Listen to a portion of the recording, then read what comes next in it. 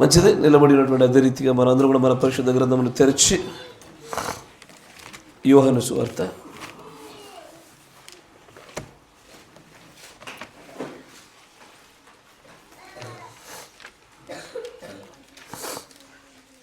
యోహాను సువార్త 3వ అధ్యాయము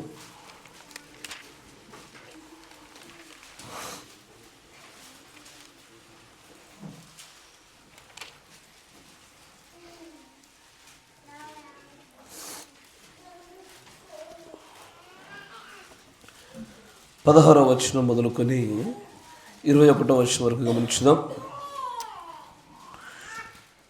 యోహాను సువార్త 3వ అధ్యాయము 16వ వచనం మొదలుకొని 21వ వచనం చదవబడుచున్న జాగ్రత్తగా గమనించండి.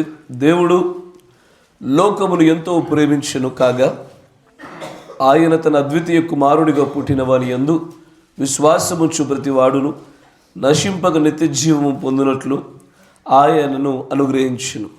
లోకము తన కుమారుని ద్వారా రక్షణ పొందుటకే గాని లోకమునకు తీర్పు తీర్చుటకు దేవుడు ఆయనను లోకములోనికి పంపలేదు. ఆయన యందు విశ్వాసముంచు వానికి తీర్పు తీర్చబడదు. విశ్వసింపని వాడు దేవుని అద్వితీయ కుమారుని నామమందు విశ్వాసముంచలేదు గనుక వానికి ఇంతకు మునిపే తీర్పు తీర్చబడెను. ఆ తీర్పు ఇదే: వెలుగు లోకములోనికి వచ్చెను గాని తమ క్రియలు చెడ్డవైనందున మనుష్యులు వెలుగును ప్రేమింపక చీకటినే ప్రేమించిరి. దుష్కార్యము చేయు ప్రతివాడు వెలుగును ద్వేషించును, తన క్రియలు దుష్క్రియలుగా కనబడకుండానట్లు వెలుగునొద్దకు రాడు. సత్యవర్తనుడైతే తన క్రియలు దేవుని మూలముగా చేయబడి ఉన్నవని ప్రత్యక్షపరచబడినట్లు వెలుగునొద్దకు వచ్చును. దేవుడికి స్తోత్రములు కలుగునుగాక. మీరున్న చోట తలలోంచండి, ప్రార్థన చేసుకుందాం. కనికరపూర్ణుడా, సర్వశక్తి సంపన్నుడా, అల్పులము అయోగ్యము దేనికి పనికిరానటువంటి వరమయ్యా, మమ్మల్ని మీరు క్షమించండి నాయన. కేవలం నీ యొక్క నోటి బూరగా మాత్రమే వాడబడుటకి నేను నిలబడి ఉండగా మొదటిగా ప్రభా నా అపవిత్రములని తీసివేసి నా దోషములని కడిగివేసి పరిశుద్ధమైనటువంటి పనిముట్టిగా నన్ను వాడమని ప్రార్థిస్తాము. నీ ప్రియుల యొక్క ప్రభు నాయన చెవులను హృదయములను కూడా ప్రభును సున్నతి చేయమని ప్రార్థిస్తూ ఉన్నాము. నీ పరిశుద్ధమైన లేఖనముల యొక్క సంగతులను వీరు గ్రహించినట్లుగాను వీరు తమ జీవితంలో కట్టుకున్నట్లుగాను నాయన ఏ గడియో ఏ జామో కూడా చెప్పడానికి వీళ్ళు లేకుండా అత్యంత సమీపమయ్యున్నటువంటి ఆ ఎత్తబాటులో మేమందరం ఉండుటకు కావలసినటువంటి ఆ మార్పులను మా జీవితంలో కలిగింపజేయండియా.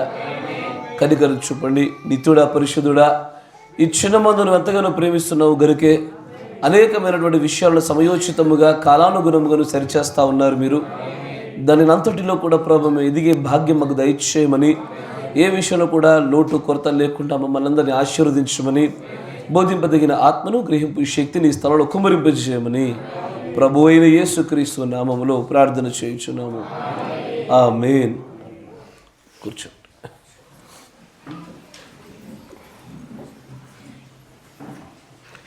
Praise the lord. దేవుడికి స్తోత్రములు కలుగునుగాక. చాలా మంచిది. కూడి వచ్చిన మీ అందరికీ కూడా నా హృదయపూర్వకమైన వందనాలు మరి శుభములు తెలియజేస్తా ఉన్నాను. దేవుడు మిమ్మల్ని అందరూ కూడా దీవించునుగాక. చాలా సంతోషము. ఒకరి భారాలు ఒకరు మోసుకోవడము, ఒకరి కోసం ఒకరు ప్రార్థించడము, ఒకరినొకరు సరి చేసుకోవడము దేవుడి యొక్క నియమములై ఉన్నవి. ఆ దిశగానే సమూహముగా మనము కలిసి నిర్మాణం చేయబడాలి. కాబట్టి దేవుడు అంచెలంచెలుగా మనలో కలిగింపజేస్తున్న మార్పులు చూడగలుగుటయు కూడా ప్రత్యక్షతే. How far we have grown, ఎంతగా మనం ఎదిగి ఉన్నామన్న సంగతిని కూడా చూచుటయు కూడా క్రీస్తులో నీ ప్రస్తుత స్థానాన్ని చూపునటువంటి విషయమై ఉండగా అది దానికి కూడా ప్రత్యక్షత కావాలి. చాలా మంచిది. కొంత సమయం మన లేఖనాలు కూడా గడిపే ప్రయత్నం చేద్దాం. దేవుడు ఎందుకనో నాకు తెలీదు మీతో ప్రత్యేకమైన ఒక వర్తమానం గురించి మాట్లాడాలని ఆశపడుతుంది, కానీ దేవుడు లేదు అది కాదు ఇది మాట్లాడని మరొక వర్తమానం ఇచ్చినాడు. ఆయన ఏది ఇస్తే అది మాట్లాడమే, ఎక్కడ ఎలా మాట్లాడింపజేస్తే అలాగ మాట్లాడమే మన పని. కేవలం మన పనివారు మాత్రమే. నడిపించేవాడు ప్రధాన కాపరి, రక్తాన్ని కార్చింది ఆయనే.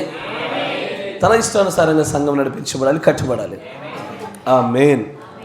మంచి విషయం. చదవబడినటువంటి లేఖన భాగం కూడా చూస్తే కనుక యోహాను సువార్త 3:16 దేవుడు లోకమును ఎంతో ప్రేమించెను కాగా ఆయన తన అద్వితీయ కుమారునిగా పుట్టిన వాని యందు విశ్వాసముంచు ప్రతి వాడును నశింపక నిత్య జీవము పొందినట్లు ఆయనను అనుగ్రహించును. That whosoever believe in him should not perish but have everlasting life. జాగ్రత్తగా గమనించాలి. ఎవర్ లాస్టింగ్ లైఫ్, నిత్య జీవము.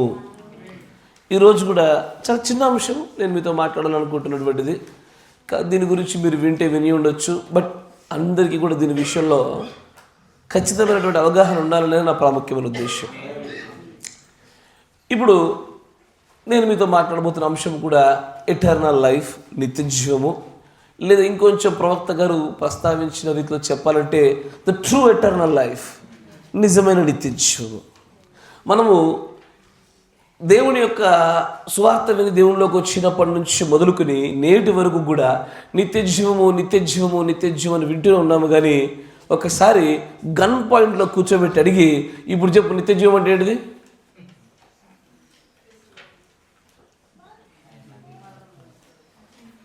మరణం లేకుండా నిత్యము జీవించడమే నిత్య జీవం, అంతేగా? దాని అక్షరార్థమైనటువంటి అర్థంగా ఆ పదాన్ని చూస్తే మనకు అలానే కనబడుతుంది అది, అఫ్కోర్స్. కానీ దేవుడు దానితో ముడిపెట్టినటువంటి అంశాలు, అది పొందుకోవడానికి ఏర్పాటు చేసిన మార్గాలు, అసలు అది ఏమై ఉన్నదన్న సంగతిని గురించి తెలుసుకొనుటకు దేవుడు మనకు మంచి అవకాశాన్ని ఇచ్చినాడు ప్రవక్త ద్వారా.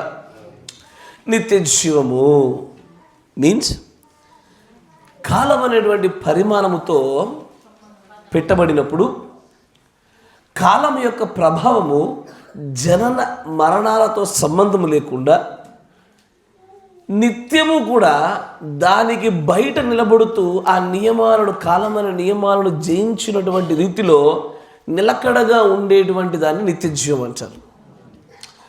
God is out side of the time dimension. దేవుడు మనుషులుగా మనము కలిగి ఉన్నటువంటి ఇలాంటి కాలం అనే పరిమాణము కాకుండా ఆయన ఈ కాలం అనే పరిమాణానికి బయట ఉండినవాడు. ఆయన 7వ పరిమాణములకు సంబంధించిన ఆయన అక్కడ వేగము చాలా వేగవంతమైనటువంటి పరిమాణం. అది మన పరిమాణంతో పోలిస్తే కనుక అసలు దాన్ని మనం చూసి పట్టుకోలేము, అంత వేగంగా కదలాడుతుంటుంది ఆ పరిమాణం. అయితే ఆదాము అవ్వలను దేవుడు చేసినప్పుడు వారు ఆదిలో నిత్యులైన, ఆదిలో పాపములో పడడానికంటే ముందు నిత్యులేనా అయ్యా? నిత్యులేనా? అట్టగా ఉంచండి. ఇంకో క్వశ్చన్ అడుగుతా. ఆయనలో నుంచి బయటకు వచ్చిన లోగోస్ నిత్యుడేనా?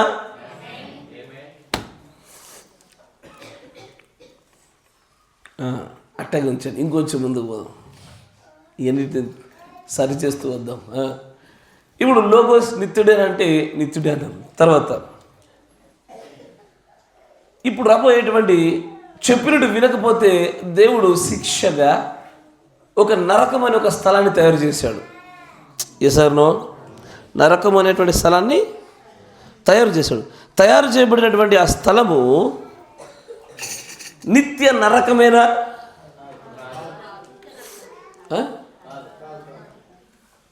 బైబిల్లో ఏముంది? నిత్య నరకాజ్ఞ అని ఉంటుంది. ఎస్ఆర్నో? జాగ్రత్తగా గమనించాలి. నిత్యం అని వాడిన ప్రతి చోట కూడా కొన్ని షరతులు వస్తున్నాయి. నీ కృప నిత్యముండును, నిత్యమే. ఇజ్రాయేలు నిత్యము కాపాడుతానన్నాడు ఆయన. ఒక దేశముగా చూశాడు, మనుషులుగా చూడలేదు, వ్యక్తిగతంగా చదివించాడు. నిత్యము. ఏ నిత్యము? ఎప్పటి వరకు నిత్యము? నిత్యానికి కాలపరిమితి ఉంటుందా?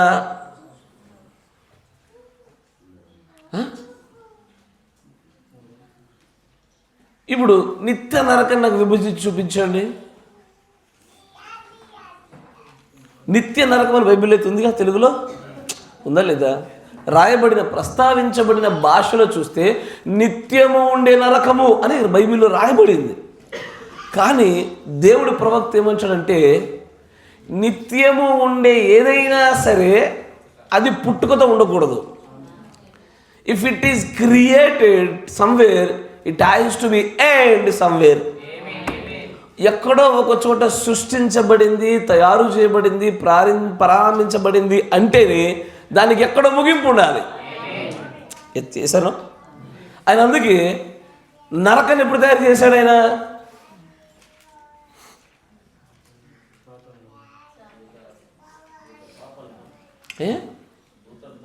భూమి ముందు తయారు చేశాడా, నరకం ముందు తయారు చేశాడా?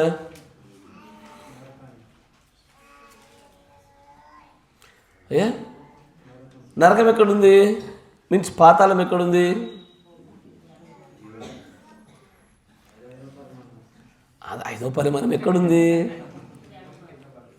భూమి కింద భాగాల్లో. అంటే మొదటిగా పాతాళాన్ని చేసి తర్వాత చుట్టూ భూమిని చేశాడా? అయ్యా, ముందుగానే ముందు నరకాన్ని చేసి దాని చుట్టూ భూమిని తయారు చేశాడా, లేకపోతే భూమి చేసి తర్వాత దాని నరకం అనేది ప్రవేశపెట్టాడా? ప్రవక్త అంటాడు, నరకం అనేటువంటిది దేవుడి యొక్క ఆది సృష్టిలో ప్రణాళికలో లేదది. అసలు దేవుడు నరకాన్ని చేద్దామన్న ఉద్దేశమైన ప్రణాళికలో బ్లూ ప్రింట్లో లేదు. కానీ అక్కడ ఉన్నటువంటి దూతలైనను మరియు ఆయన మాటకు లోబడవలసిన వారు చేయకూడని కార్యాలు, ఆ విధేయతను బట్టి మధ్యంతరంగా తయారు చేయబడిన పరిమాణం అది. కాబట్టి ఏం జరుగుద్ది? మధ్యాంతరంగా వచ్చింది, మధ్యంతరంగానే వెళ్ళిపోవాలి. ఎసారో వివాహాలు మధ్యంతరంగా వచ్చాయి, అందుకే మధ్యంతరంగా ఎగిలిపోతాయి. ఒకప్పుడు వివాహాలు లేవు, మళ్ళీ లేకుండా ఉండే స్థాయికి వెళ్ళిపోతున్నాం మనం. ఎసారో ఇప్పుడు కూడా కుమారుడిగా దిగొచ్చాడు. దానిని ఎటర్నల్ సన్షిప్ అంటారు. ఎటర్నల్ సన్షిప్ అంటే నిత్య కుమార తత్వము. నిత్యము కుమారుడిగా ఆయన ఉంటాడా? ఇప్పుడే నిత్య కుమారుడు నిత్యుడు ఉంటున్నారు. లోగోస్ ఎవరు? క్రీస్తే. ఆయన తనలో సృష్టిని చేసి, సృష్టిలో మనుషులను చేసి, వారి గుండా ఒక ప్రత్యేకమైన సమూహాన్ని ఆయన ఇష్టపడుతున్న వారిని చేసి వారికి నిత్య జీవం అనుగ్రహించడానికి ఆయన అనుగ్రహించిన ఆ అద్వితీయమైన కుమారుడు ఆయన ప్రారంభ దశలో ఉన్నటువంటి స్థితే ఆ వెలుగు, ఆ లోగోస్. ఎసర్నో అక్కడి నుండి వారిని నెమ్మదిగా దేవుడు ఏం చేస్తాడంటే నిత్యత్వపు దిశగా వారిని తీసుకెళ్లాలన్నది దేవుడి యొక్క ప్రాముఖ్యమైన ఉద్దేశం. దేవుడు నిత్యుడేనా? అబ్సల్యూట్లీ. దూతలు నిత్యులేనా?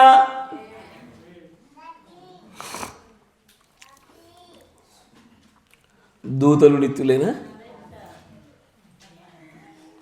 నిత్యులే. దేవుడి జీవాన్ని పొందుకొని మాట విన్నంత మట్టుకు.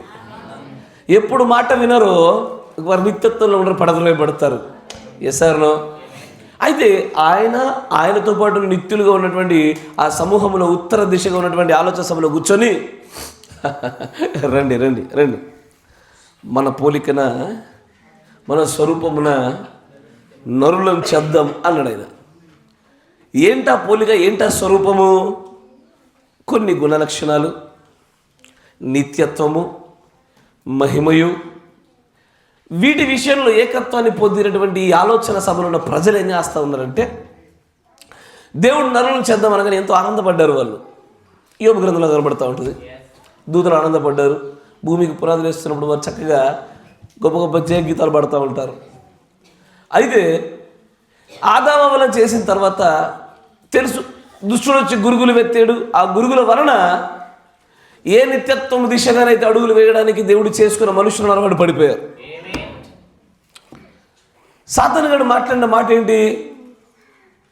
మీరు ఈ తోటలోని వృక్ష ఫలములన్నిటినీ మీరు తినవచ్చునా అన్నప్పుడు అవ్వ అంటుంది, అన్నీ తినొచ్చు ఎక్సెప్ట్ ఆ ఒక్క వృక్షఫలం తప్ప. ఆ ఒక్క వృక్షఫలం తప్ప అన్నీ తినొచ్చు మేము. ఎందుకు? ఆవు ఒక్కటి తింటే ఏమవుతుంది? మేము చేస్తాం. దానికి సాతాను ఏమన్నాడు? మీరు చావనే చావరు, మీ కన్నులు తెరవబడతాయి, దేవతల వలె మారుతారు, దేవుళ్ళ వలె మారుతారు. You become a God. కదా. ఎట్లా మారుతారు? దేవుళ్ళ వల్ల, దేవతల వలన? ఫీమేల్ గాడ్సా? దేవుళ్ళ వలె మారుతారు. కరెక్టేనా? ఇప్పుడు అక్కడ ఒక ప్రాముఖ్యమైన మాట ఉండొచ్చు. ఆదికాండం తిప్పండి.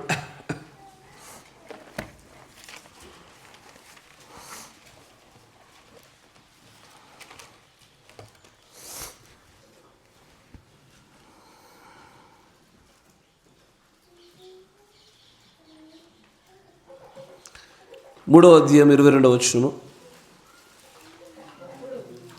అప్పుడు దేవుడైనటువంటి యెహోవా అంటున్నాడు, ఇదిగో మంచి చెడ్డలను ఎరుగునట్లు ఆదాము మనలో ఒకని వంటి వాడాయను. చాలా గమనించండి. ఇక్కడ దేవుడు మనలో అంటున్నాడు. చూసారా? ఎవరితో పోల్చుచున్నాడు? నిత్యత్వంలో ఉన్నటువంటి ఆ సమూహముతో దేవుడితో పాటు పోలుస్తూ, మనం ఏ స్థాయిలో ఉన్నామో, మనం ఏ స్టేజ్కి చేరామో అదే స్టేజికి ఆదాము అవ్వలు చేరారు. ఎసారో కరెక్టేనా? నేను ఫెయిల్ అయినా, నా పక్కన ఫెయిల్ అయిన బ్యాచ్ 10 మంది ఉన్నారు. నువ్వు ఫెయిల్ అయినావు అనుకో, అరే వీడు కూడా మనలో ఒకడురా అంటాం మనం. వీడు మనలో ఒకడురా అంటే దాని అర్థం ఏమి ఉండాలా? ముందు నేను కూడా ఫెయిల్ అయిన ఉండాలా. ఎసారో ఇప్పుడు ఆదాము మన దగ్గరికి వచ్చేసరికి యెహోవా అంటాడు, ఆదాము మనలో ఒకని వంటి వాడిగా అయ్యాడు. దేని విషయంలో అంటే మంచి చెడులు ఎరుగుట విషయంలో. దేవుడు ఆదాము మంచి చెడులు ఎరగాలనేటువంటి ఉద్దేశం ఆయనలో ఉంది. మంచి చెడ్డలు ఎరుగు స్థితులు ఎవరెవరు ఉన్నారు? దేవుడు నాడు నిత్యత్వంలో ఉన్న వాళ్ళందరూ ఉన్నారు. ఎసార్లో వారు ఉన్నారు. ఈ ఆదాము వాళ్ళు కూడా వారి వల్ల ఎరగాలి. కానీ వారి వల్ల ఎరుగుటకైనటువంటి ఆ క్రమం ఏదైతే ఉన్నదో దేవుడు పెట్టింది కాకుండా మరొక రీతిలో ఎరిగినందున దేవుడు దానికి అబ్జెక్షన్ చెప్తా ఉన్నాడు. సార్ నేను పాస్ అయ్యాను, నువ్వు పాస్ అయ్యాను, మేమున్నట్టు మా సమూహంతో మీరు పాస్ అయ్యారు. ఇప్పుడు ఏమైంది? మీరు కూడా మాలో ఒకని వంటి వారు, కానీ నువ్వు చీటింగ్ చేసి పాస్ అయ్యాను. పాస్ అనే విషయంలో ఏకత్వం ఉంది, కానీ పాస్ అయిన పద్ధతి విషయంలో మాత్రము ఏకధోరణి కనబడతలే, భిన్నమైన ధోరణి కనబడుతూ ఉంది. దేవుడు ప్రవక్త అంటాడు, అసలు ఆదాముతో సాతాను మాట్లాడిన మాట ఏదైతే ఉన్నదో, మీరు మరణించరు, మీరు నిత్యము ఉంటారని చెప్పినట్టుగానే ఆదాము అవ్వలు అప్పటికి కూడా నిత్యులేనా? నేను అడిగింది, దేవుడు ఈ మాట పలుకుచున్నప్పుడు ఆదాము అవ్వలు నిత్యులేనా? అయ్యా, దేవుడు పాపం జరిగిపోయింది, ఆదాము అవ్వలు పడిపోయారు. దేవుడు అంటున్నాడు, వీరు మనలో ఒకని వంటి వారు అయ్యారు అన్నాడు. ఆ మాట పలుకుతున్న సమయంలో ఆదాము అవ్వలు నిత్యులా?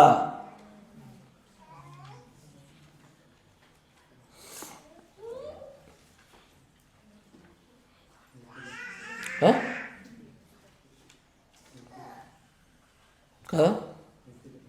నిత్యులేనా? ఇక్కడే నిత్యత్వం ఎలా వస్తుంది అని చెప్పడానికి ప్రాముఖ్యమైన ఒక విషయం దాచిపెడతాడు దేవుడు. ఇప్పుడు అక్కడ ఏమంటాడంటే తర్వాత మాటలు చూడండి. కాబట్టి అతడు ఒకవేళ తన చెయ్యి చాచి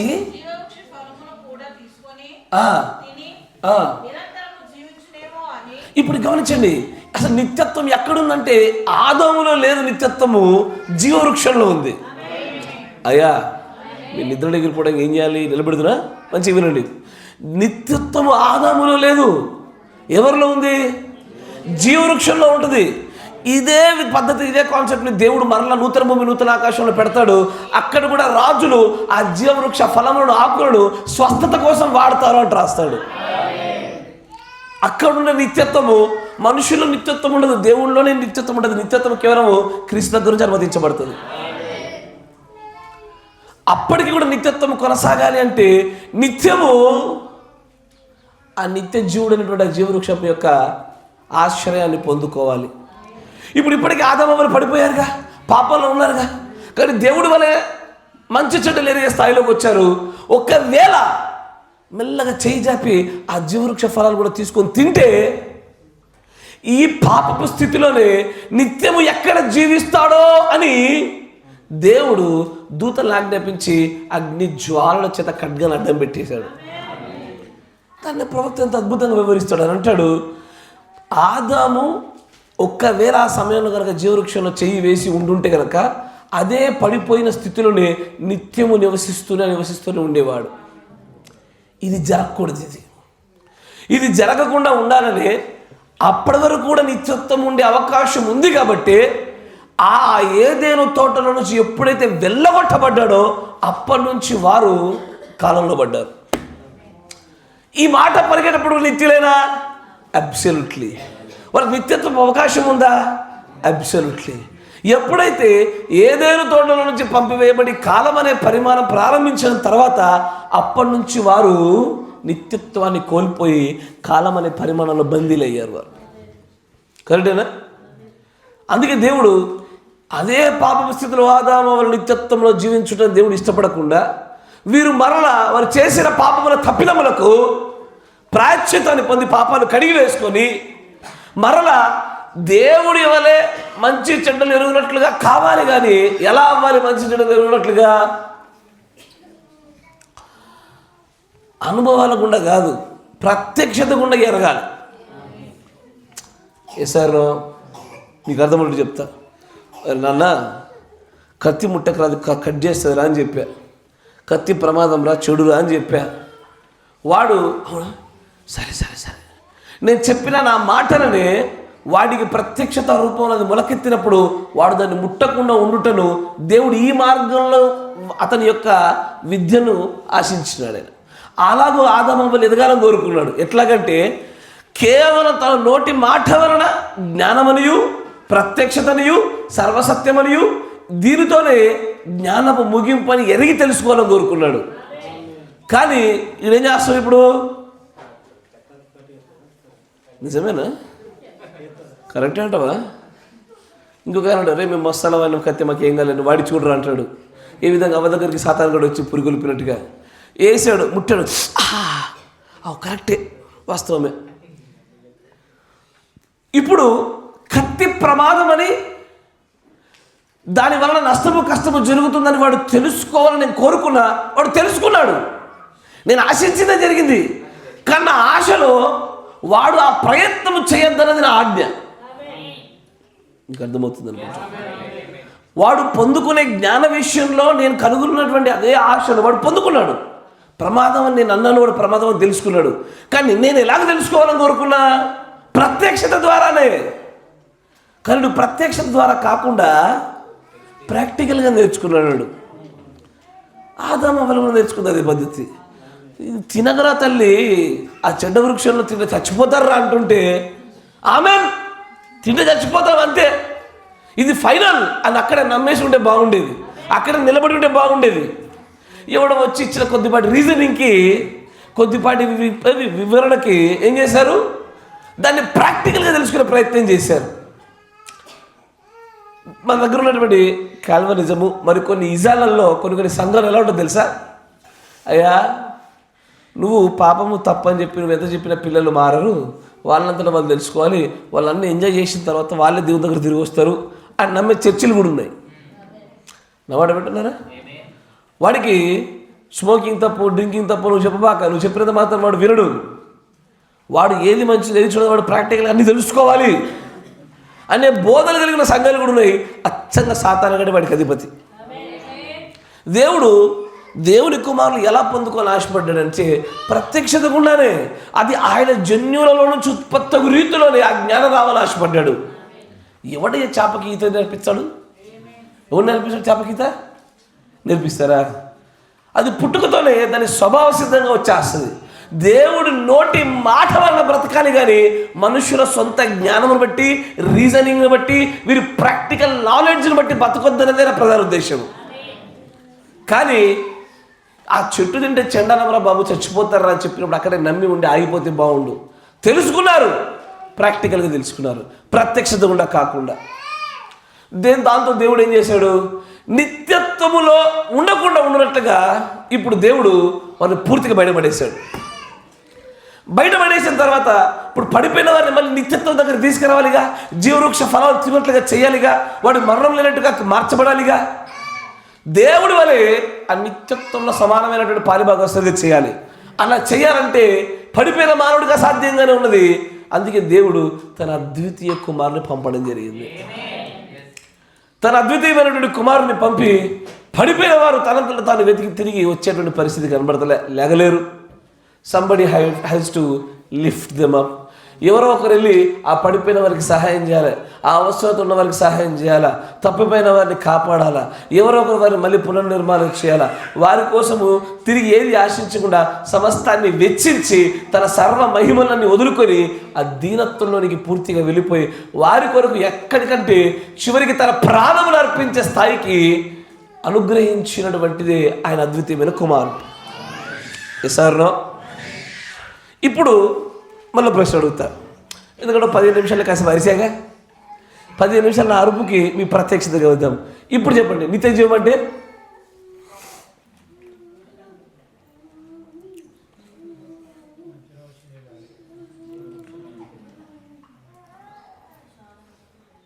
సారా?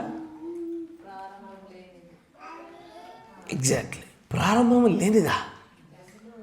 ఈ భూమి మీద ఈ సర్వ సృష్టిలో ప్రారంభము మరియు ముగింపు లేనటువంటి ఏకైక ఒక్కరు దేవుడే. దూతలకు కూడా ప్రారంభం ఉంది. ఎసారో, దూతలకు కూడా ప్రారంభం ఉంటుందా? ఏదో ఒక రోజు వారు ఉద్భవించాలా. ఆయన ఒక్కడే అల్ఫయు ఒమేగయు, ఆదియు అంతము లేనివాడు. ఆయనకు ఆది లేదు, అంతము లేదు. ఆయన కాలం అనే పరిమాణానికి బయటుండి నిత్యుడు అన్న పదానికి సరి అయిన నిర్వచనం దేవుడు ఒక్కడే. ఇప్పుడు నిత్య జీవం అంటే ఏంటంటే ఆ నిత్యుడు అన్నవాడి ఆ జీవం మనలోకి రావడమే నిత్య జీవం. అయ్యా, నువ్వు నిత్య నివసించుడు కాదు. అందరు ఎట్లా కోరుకుంటారంటే, అమ్మ ఎంత టైం అయినా సరే మనం ముసలం కాకుండా ఇట్లా యవ్వనంగా మంచి బలంతో నివసిస్తామేమో అని ఈ సినిమా నాలెడ్జ్తో చూస్తాం నిత్య జీవాన్ని. నిత్య జీవం అంటే సినిమా నాలెడ్జ్తో ఎప్పుడు పాడవకుండా, మోకం నొప్పి లేకుండా, కటిసు మందం కాకుండా అట్ట యవ్వనస్తులుగా నివసిస్తూ పోవడం అని కాదు. నిత్య జీవం అంటే ఆ నిత్యుడైన వారి జీవమును, ఆ జోయేను ఎల్లవేళలా పొందుకోవడమే నిత్య జీవము. ఇట్లా ఎక్కడ ఆదాము అక్కడ చేయి వేసి తీసుకొని నిత్య జీవుడు అవుతాడు అని అగ్ని ఖడ్గజ్వాల పెట్టి బయటకి ఏంటేసేసాడు. ఈసారినో. ఇప్పుడు నిత్య జీవం కావాలంటే అనుగ్రహించేవాడు ఒక్కడే దేవుడు. అది ఆయన దగ్గర తప్ప ఎక్కడ దొరకదు. ఈసారినో. ఆ నిత్య జీవాన్ని ఒకప్పుడు ఆదాములు కలిగి ఉన్నారు. కలిగి ఉన్నంత కాలము దేని వల్ల కలిగి ఉన్నారు, కోల్పోయినప్పుడు దేని వల్ల కోల్పోయారు కూడా బైబిల్ లేఖనం చాలా స్పష్టంగా మాట్లాడుతుంది. ఆమేన్. అయితే నిత్య జీవం అంటే టైమ్లెస్, కాలం అనేది లేకుండా ఎప్పుడు నివసించడం అని కాదు. నిత్య జీవం అంటే నిత్యుడైన వాని జీవాన్ని పొందుకోవడం. ఎస్ఆర్నో. ఇప్పుడు మంచి గమనించాలి. చాలామంది నిత్య జీవాన్ని గురించి వింటుంటే మన పూర్వపు ఆ పునాదులన్నీ కదల్చబడాలి, ఆ ఆలోచనలు చెరిపివేయబడాలి. కొత్తది ఏదైతే దేవుడు తన ప్రవక్త ద్వారా చెప్పడం అదే పట్టుకోవాలి. నిత్య నరకం అన్నాడు, కానీ నరకం నిత్యంగా ఉండదు. నిత్య నరకం అని ఎందుకు పేరు పెట్టాడు అంటే గ్యాప్ లేకుండా నరకం అని అర్థం. నిత్య నరకం అంటే ఏంటి చెప్తా చూడండి. ఇట్రా ఒక రండి, చిన్నప్పుడు జాన్ ఇట్రా, అందరు మ్యాచింగ్ చొక్కాలు వేసి రండి రండి రాబేటా. చూడండి, గిల్లె ఎక్స్ప్రెషన్ బేటా, కాసేపు ఆగా మళ్ళీ గిల్లె, కాసేపు ఆగా రిలాక్స్ అయ్యాడు, మళ్ళీ గిల్లె, మళ్ళీ కాసేపు రిలాక్స్ అయ్యాడు. ఇదేంది? ఇది గ్యాప్ వస్తుంది. ఇప్పుడు చూడండి, ఇది నిత్య గిచ్చుడు. మీకు అర్థమైందా? అంటే గ్యాప్ లేదు. గ్యాప్ లేకుండా ఉండే ఈ లక్షణాన్ని చూపించడానికే అగ్ని ఆరదు పురుగు సావదని చెప్పాడు. కూర్చోబెట్ట. అగ్ని ఆరదు పురుగు సావదని చెప్పడం గల కారణం ఏంటంటే ఆ నరకములో గ్యాప్ ఉండదు. నిరంతరము బాధ, నిరంతరము పన్ను కొరుకుడు, నిరంతరము రొమ్ము కొట్టుకుడు నిత్యం ఉంటుంది. అది లా ఆఫ్ కాంట్రాస్ట్ ఉండదు అక్కడ. అంటే కాసేపు బాధించబడి కొంచెం రెస్ట్ లేదు. There is no rest, there is no other side of law of contrast. ఎట్లుంటుంది అంటే అప్పుడప్పుడు గిచ్చితేనే మనకు బాధ ఉంటే, అప్పుడప్పుడు ఇట్లా మంటదని ఓ అంటాం కదా, అట్ట కాదు ఇది. అందులోనే పెట్టి చూడు ఒకసారి. అంటే ఆ నరకము ఇంటర్వెల్స్ లేకుండా, గ్యాప్ లేకుండా అది నిత్యం ఉంటుంది. దేంట్లో? నేను ఇబ్బంది పెట్టి నీకు శిక్షించుటలో. కానీ మొత్తంగా నరకానికి మాత్రము ఒక ప్రత్యేక కాల పరిమితి ఉంది. అది దానికంటూ నిర్ణయించిన నిర్దిష్ట సమయం రాగానే నరకంతో అవసరం లేదుగా. ఆ నరకాన్ని కూడా అగ్నిలో కాల్ చేస్తానన్నాడు ఆయన. సారు ఆ పాతాళ నరకాన్ని కూడా అగ్నితో దహించి వేస్తానన్నాడు. అది నిత్య నరకాగ్ని అంటే దాని అర్థము నిత్యం ఉండేది కాదు, అగ్ని నిత్యం ఉంటుంది. ఆరిపోడు, తగ్గిపోడు, పెరుగుడు అట్లుండదు, కాన్స్టాంట్గా ఉంటుంది. సారు ఎందుకో ఈ నిత్యం అనే పదాన్ని సరిగా గ్రహించడంలో ఫెయిల్ అయిపోతున్నారు. ఇప్పుడు మాట అడుగుతా, ఇప్పుడు మీకు నిత్య జీవం వచ్చిందా?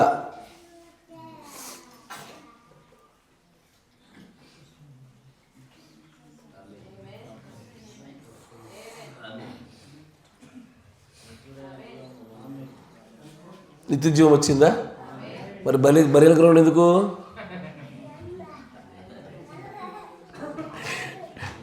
అయ్యా, నిత్య జీవం మీలో ఉందా? ఇంతకు ముందున్న పాత పూర్వపు జ్ఞానాన్ని బట్టి అయితే మనకు రాలేదు, కానీ ప్రవక్త గారు చెప్పిన జ్ఞానాన్ని బట్టి అయితే ఖచ్చితంగా నిత్య జీవాన్ని పొందుకున్నాం.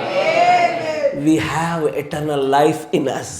అది నీ దేహంలో, నీ ఆత్మలో కనబడేది, నీ ప్రాణంలో ఉందయ్యా. My soul and your soul is eternal. ఎందుకంటే నా ప్రాణం ఏదైతే ఉన్నదో అది దేవుళ్ళలోంచి తీయబడింది. దేవుడు నిత్యుడు, ఆ ప్రాణము నిత్యము, మనలో నిత్యత్వం పెట్టబడ్డది. ఎసార్నో? అందుకే దేవుడు ద టైమ్ అండ్ ఎటర్నిటీ, కాలము మరియు నిత్యత్వము కూడలి, రెండు కలుపుగోలుగా ఉండేటువంటి స్థలం ఎక్కడ తెలుసా? నువ్వు నేనే. మనలో కాలము ఉంది, మనలో నిత్యత్వము ఉంది. ఈ రెండింటి కలయికగా మనం పెట్టబడ్డాము. బట్ యట్ ఈ నిత్య జీవాన్ని గ్రహించడానికి ఇంకా లోతైన సమాచారం కావాలా. ఆమేన్. జాగ్రత్తగా గమనించండి. కొన్ని లేఖనాలు కూడా మేము ముందుకు తీసుకెళ్తాను. రోమపత్రిక 6వ అధ్యాయం 23వ వచనం. రోమపత్రిక 6వ అధ్యాయం 23వ వచనం. పాపము వల్ల వచ్చు జీతము మరణము, అయితే దేవుని యొక్క పాపం చేస్తే మరణం వస్తుంది, కానీ దేవుడి కృపా వరం ఏంటి అంటే మన ప్రభు అయిన యేసుక్రీస్తునందు నిత్య జీవమే మనకు దేవుడు ఇస్తున్న కృపా వరం. ఇది వరం అంటే ఉచితంగానే ఇచ్చేది, దేవుడు కనికరపడి ఇచ్చేది. ఎస్ఆర్లో అంతేనా కదా? అయితే ఈ నిత్య జీవాన్ని పొందుకోవడానికి ఎలా అనే మాటలు చెప్తూ కొన్ని ప్రత్యేకమైన లేఖనాలు మాట్లాడితే నిత్య జీవం ఎట్లా వస్తుంది? నిత్య జీవాన్ని పొందుకోవాలంటే ఏం చేయాలి? నిత్య జీవం అంటే నిత్యుడైన వాని యొక్క జీవం మనలోకి రావడము, ఆ జోయే అనే శక్తి మనలోనికి ప్రవేశించడం. ఎసారో ఇది ఎలా వస్తుందయ్యా అన్నప్పుడు దేవుడు చెప్తాడు. చూడండి, యోహాను సువార్త 17వ అధ్యాయము 3వ వచనం నుంచి గమనించండి. How we receive the eternal life, నిత్య జీవాన్ని ఎలా పొందుకుంటాము అన్నటువంటి ఆలోచన కూడా చూస్తే అని అంటాడు. యోహాను సువార్త 17వ అధ్యాయము 3వ వచనం చూడండి. అద్వితీయ సత్య నిన్నును, అంతే, పంపిన వాణ్ణి ఎరగాలి, పంపబడిన వాణ్ణి ఎరిగి ఉండాలి. ఇదే నిత్య జీవము. ఎసార్నో? ఏంటిగా?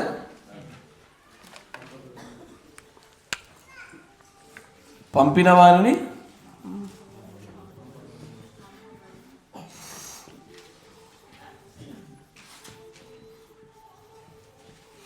ఏం చేయాలి? ఎరుగుట.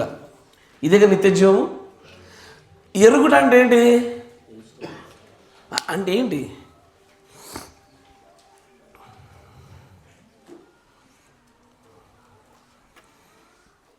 ఎరుగుట అంటే ఏంటి?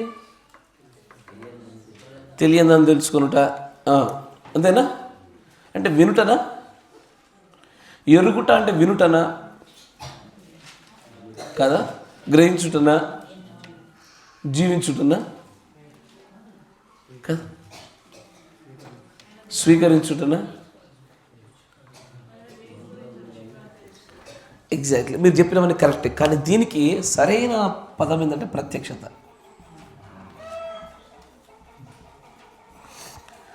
పంపిన వారి విషయంలోనూ పంపబడిన వారి విషయంలోనూ మనం కలిగి ఉండే ప్రత్యక్షతే నిత్య జీవానికి మార్గము.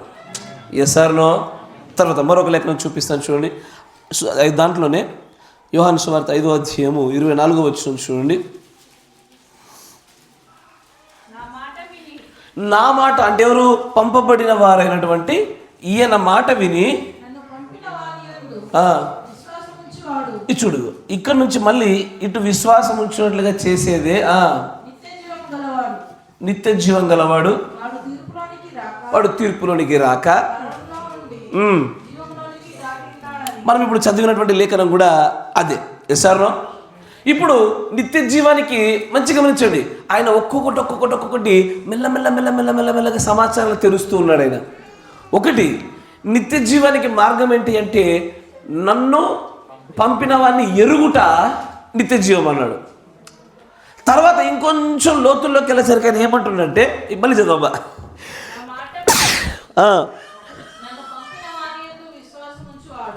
మంచిగా గమనించండి అయ్యా.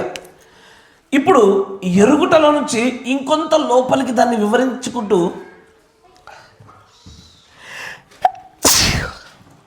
వివరిస్తూ ఇంకొంచెం దాన్ని స్పెసిఫైడ్గా ఇంకో లోతైనటువంటి సమాచారంతో ఏమంటాడంటే ఎరుగుటయే నిత్య జీవము.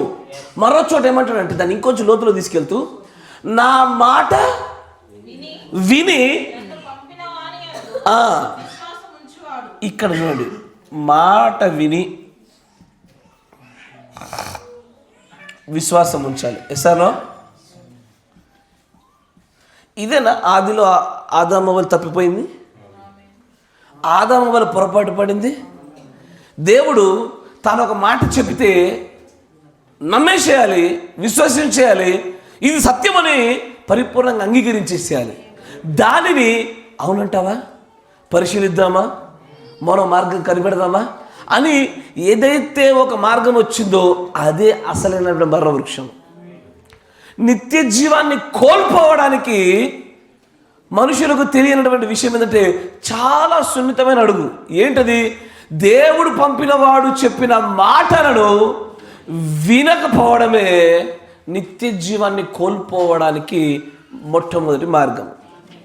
దేవుడి కారణకు ప్రవక్తను పంపాడు. ఆ పంపినవాడి గుండా పంపిన వాడిని ఎరుగుటకు దేవుడు మనకు ప్రత్యక్షతను అనుగ్రహించినాడు. ఆ పంపిన వాని మాటలు విననందుననే నిత్య జీవాన్ని కోల్పోయారు. అందుకే ఏమంటే ఇదివరకే లోకంలోకి తీర్పు వచ్చేసింది. ఎప్పుడు? పంపిన వాని మాటలు విననప్పుడే. మీ విశ్వాసాలలో, మీ ప్రత్యక్షతలలో అంత లోతులోకి నేను పోతలేదు. ఇక అంత అవసరం లేదు.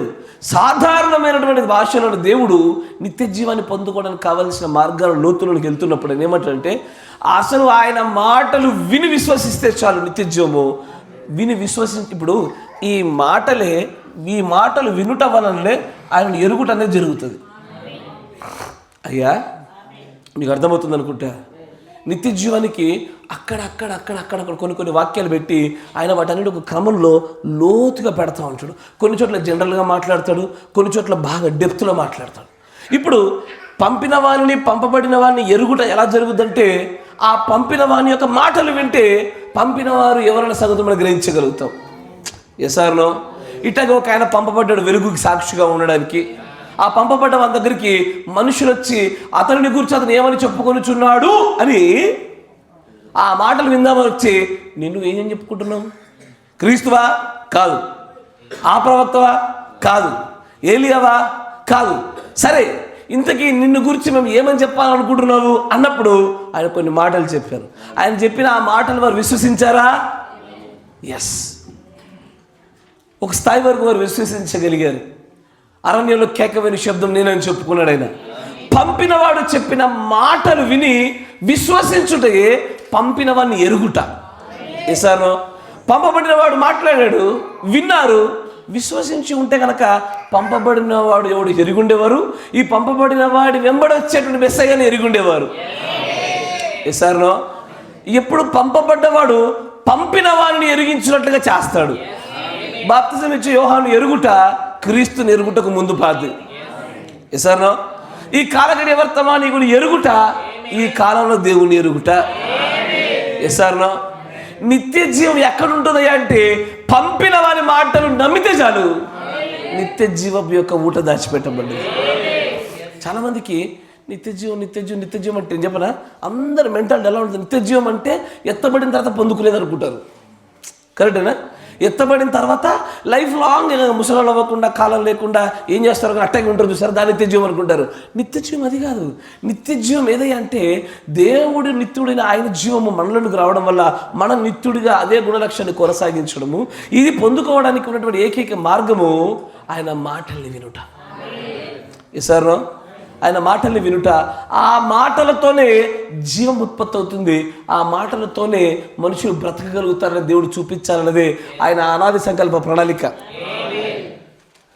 అక్కడ అరణ్య మార్గంలో కూడా ఇజ్రాయేలులకు ఇది నేర్పిద్దామని ఆకలి కలిగింపజేసి ఆహారం దొరకకుండా చేశాడు, దాహమును కలిగింపజేసి నీరప్ప చెప్పకుండా చేశాడు, అనేకమైన సమస్యల గుండా తీసుకెళ్ళి వలయం యొక్క చివరి అంచుల వరకు తీసుకెళ్ళాడు. వారికి ఏం నేర్పించడానికి? నిత్య జీవం నేను, ఈ భౌతికమైన ఆహారాలు కాదు అని చూపించడానికి చేసే ప్రయత్నంలో పితరు నిలబడలేకపోయారు, జారిపడిపోయారు, తప్పిపోయారు. ఇదే యోహాను సువార్తలో మరొక చోట చూడండి. ఆయన మాటల గురించి మాట్లాడుతూ యోహాను సువార్త 6వ అధ్యాయము 50వ వచనము.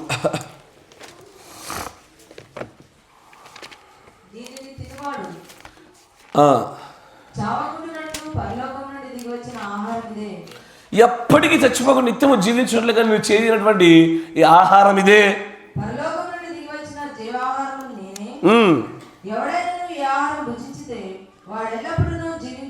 47వ వచనం చూద్దాం. విశ్వసించువాడే నిత్య జీవము గలవాడు, జీవాహారము నేనే. చనిపోయేది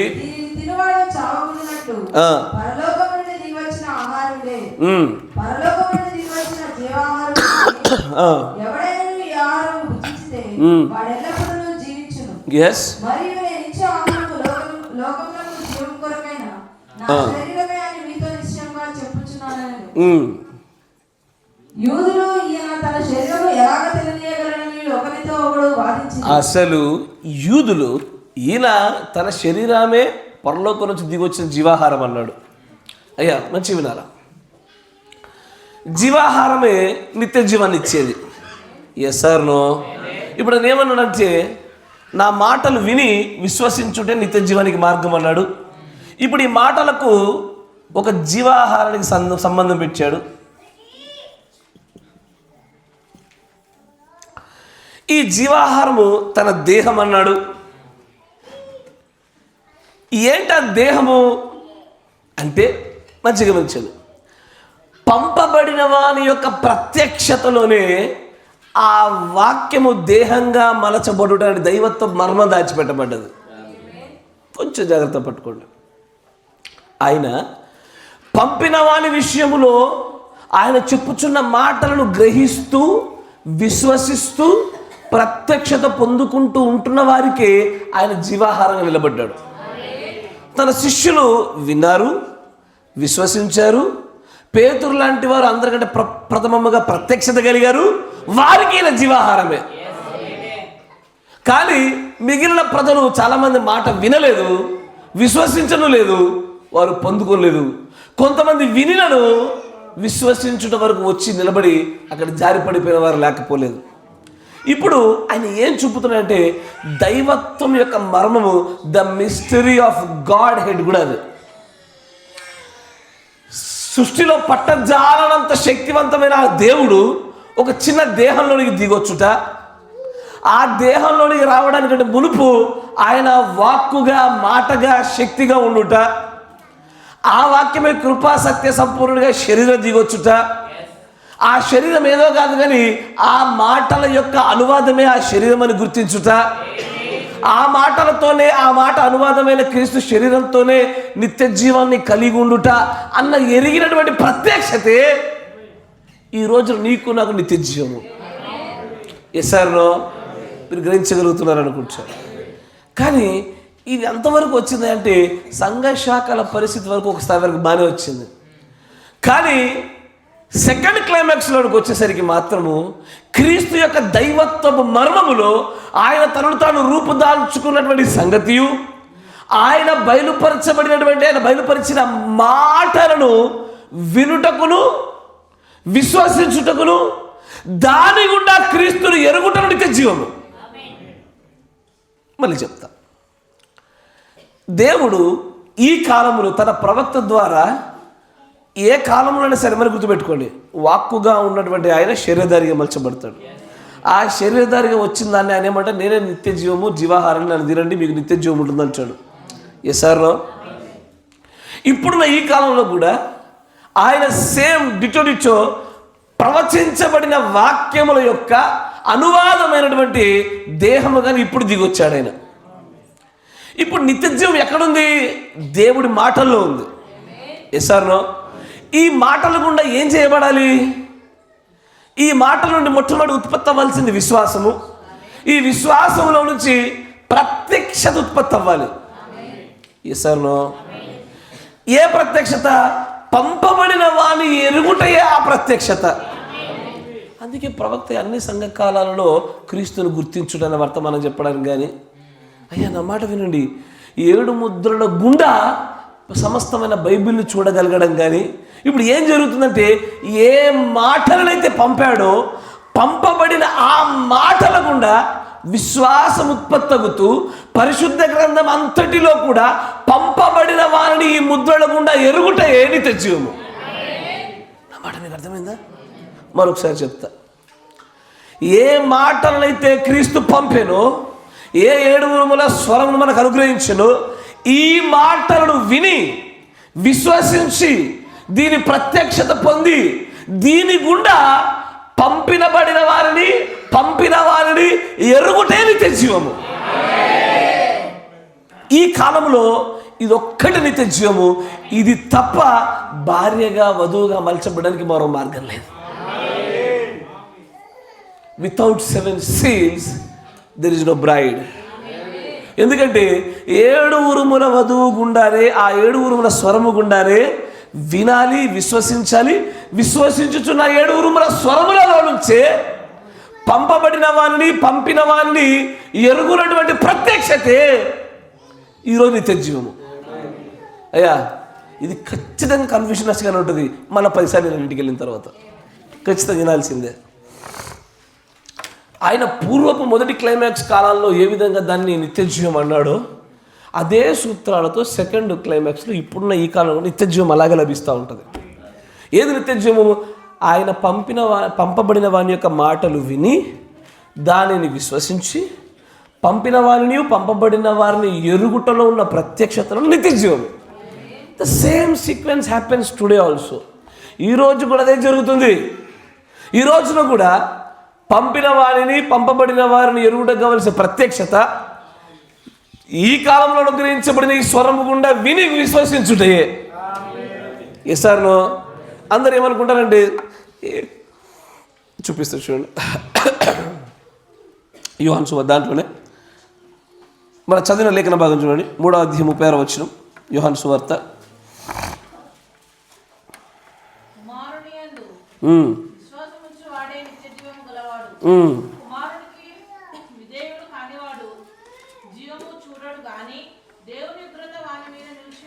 కుమారుడి యందు విశ్వాసం ఉంచువాడే నిత్య జీవాన్ని గలవాడు.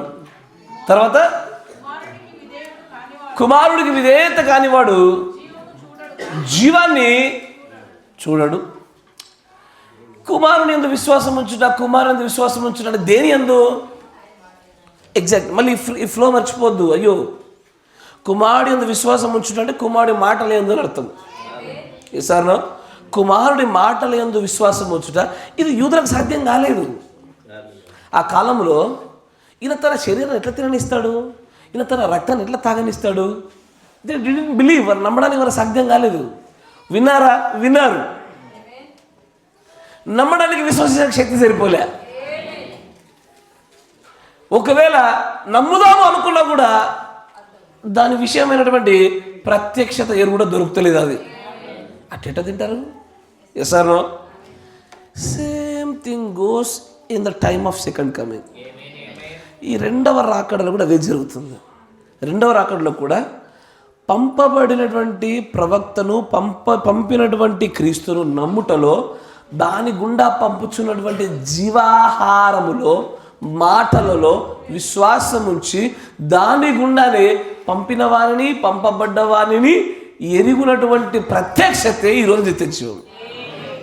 Yes or no? అందుకే చాలా చోట్ల దేవుడు ప్రవక్త అంటారు, if you believe this message you will be saved. అది జనరిక్ స్టేట్మెంట్ కాదు, అదొక ప్రాముఖ్యమైన సంగతి. అది ఆమేన్. దేవుడు ఒక వాగ్దానం చేశాడు. చూడండి, మొదటి యోహాను పత్రిక.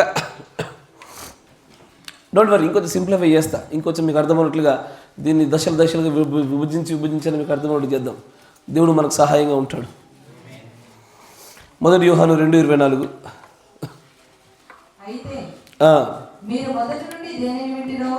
మొదటి నుండి మీరు దేనిని వింటిరో, అయ్యా వినుటతోనే ఇదేం ఏం వింటారు? మాటలేగా.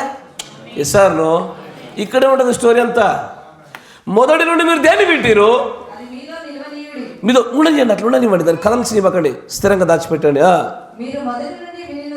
ఎస్, మీలో అట్లాగే ఉందనుకో, ఎప్పుడు ఉంటుంది? విశ్వసిస్తే ఉంటుంది అది. Yes or no? నువ్వు విశ్వసిస్తేనే అది సత్యమైతేనే మొదటి నుండి వినినది అలాగ నిలబడుద్ది. మీలో ఒకవేళ అది నిలిచిన ఎడలా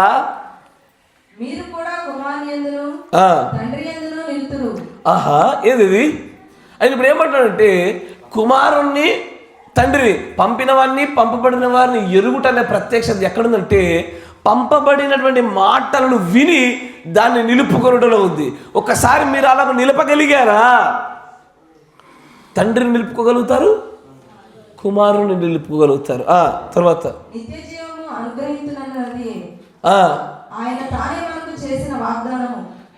ఇది మనకు వాగ్దానం చేశాడు ఆయన. ఏంటి ఆ వాగ్దానము? నా ఎవర్ లాస్టింగ్ లైఫ్ని, నా నిత్య జీవాన్ని మీకు అనుగ్రహిస్తానని చేసిన వాగ్దాన నెరవేర్పు మాటల గుండానే జరుగుద్ది. ఎసారో? ఎంతగా ఆయన మాటలు వింటామో, ఎంతగా విశ్వసిస్తామో, విశ్వసించిన వాటిని ఎంతగా మదిలో నిలుపుకొని వాటి గుండా ఎరుగుట విషయమైన ప్రత్యక్షత పొందుకుంటామో. దేని గురించి? పంపిన వాడిని గురించి, పంపబడిన వాడిని గురించి ప్రత్యక్షత పొందుకుంటామో. ఇదే మనకు నిత్య జీవాన్ని అనుసరించేటువంటి ద జోయే కమ్యూనికేబుల్ ఛానల్. జోయే రావడానికి మనకు ప్రసార మాధ్యమం. అది మీకు అర్థమవుతుందా? అయ్యా చలో, ఇప్పుడు కొంత సింప్లిఫై చేస్తాం మీకోసం. దీన్ని ముక్కలుగా నరికేద్దాం కాసేపు. మనకేదైనా కూడా టైప్స్, దశలు, స్టేజెస్ అంటే కానీ నెత్తికెక్కదు మనకు. ఇంత కాంప్లికేటెడ్ చెప్తే అర్థమైందంటే అర్థమైంది, బయటికి వెళ్ళక ఏం చెప్పిందంటే ఏదో చెప్పాడు కానీ మాకు అర్థం కాదు. అయితే ఇప్పుడు ఈ మాటలు, ఈ జీవాహారం ఏం చేయాలి? శక్తినివ్వాలి, అంటే క్రియను జరిగించాలి. Yes or no? అంతేనా? మాటలు వినడం మాత్రమే కాదు, ఈ మాటలు అయినటువంటి జీవాహారం మనలో క్రియను జరిగించాలి, శక్తినివ్వాలి, ఫలము ఫలించినట్లుగా జయించాలి, పరివర్తన కలిగించాలి. ఇప్పుడు ఏది నిత్య జీవం అయ్యా అంటే, ఇప్పుడు నేను చెప్తా చూడండి, ఏది నిత్య జీవము చూడండి. పంపిన వాణిని విశ్వసించుటే నిత్య జీవము. ఆమెన్. పంపబడిన వాడి మాటలు నమ్ముటే విశ్వజీవము. ఆమెన్. వీరి ఇరువురిని ఎరుగుటే నిత్య జీవము. ఆమెన్. వీరి మాట విని, ఆ మాటలు విని విశ్వసించడం నిత్య జీవము. ఆ జీవాహారాన్ని పొందుకోవడం నిత్య జీవము. ఇవన్నీ మనకు ఆమెను చెప్పున్నట్లుగానే మనకు అనిపిస్తుంది. ఇక్కడ కాసేపు ఫోకస్ చేద్దామయ్యా. This is the main focusing point ఈ రోజున. కనబడతలేదు కదా? క్రియ, ఫలము, పరివర్తన, శక్తి. ఇదే అసలు సిస్సలైనటువంటి ఈ రోజున the true ever lasting life అనేటువంటి సందర్భాన్ని మనం చూడడానికి ప్రవక్త మాట్లాడిన సంగతులు గమనిస్తాం. 60-0925 సడన్గా ఒక్కసారి మారిపోవాలా? నిత్య జీవము గురించి ఇలా మాట్లాడుతున్నారా? ఇలా ఉంటుంది అన్న విషయం మనకు వెంటనే మార్పు చెందిన ప్రయత్నం చూద్దాం. 60- the day on the Calvary. కల్వరిపై ఆ రోజు. బయటకు తీసుకెళ్ళండి.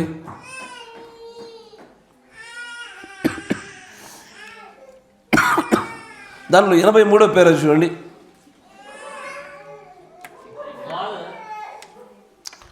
(0925) 60-0925. Look what the day on the Calvary did to you. 83 పేరు కదా నేను చెప్పింది. 83 ఏం చెప్పాను? 83. Look what the day on the Calvary did to you. చూడు, ఆ రోజు నా కల్వరీ నువ్వు ఏమి చేసిందో నీకు. నీ యొక్క క్రయమును, నీ ధనాన్ని చెల్లించేసింది. నువ్వు ఎంతగా చెల్లించాలో, ఎంతగా నువ్వు అప్పు ఉన్నావో అదంతటిని ఆయన తన రక్తము చేత చెల్లించేశాడు. తర్వాత ఆయన ఆ ప్రశ్నను సమాధానపరిచేశాడు. అవి ఎంతటి ఎర్రవైనా సరే నీ పాపాలు మంచు వలె తెల్లగా కడిగేశాడు ఆయన. అది ఎంతటి ఎర్రపుదైనా సరే మంచు వలె, మేఘముల వలె తెల్లగా కడిగేశాడు.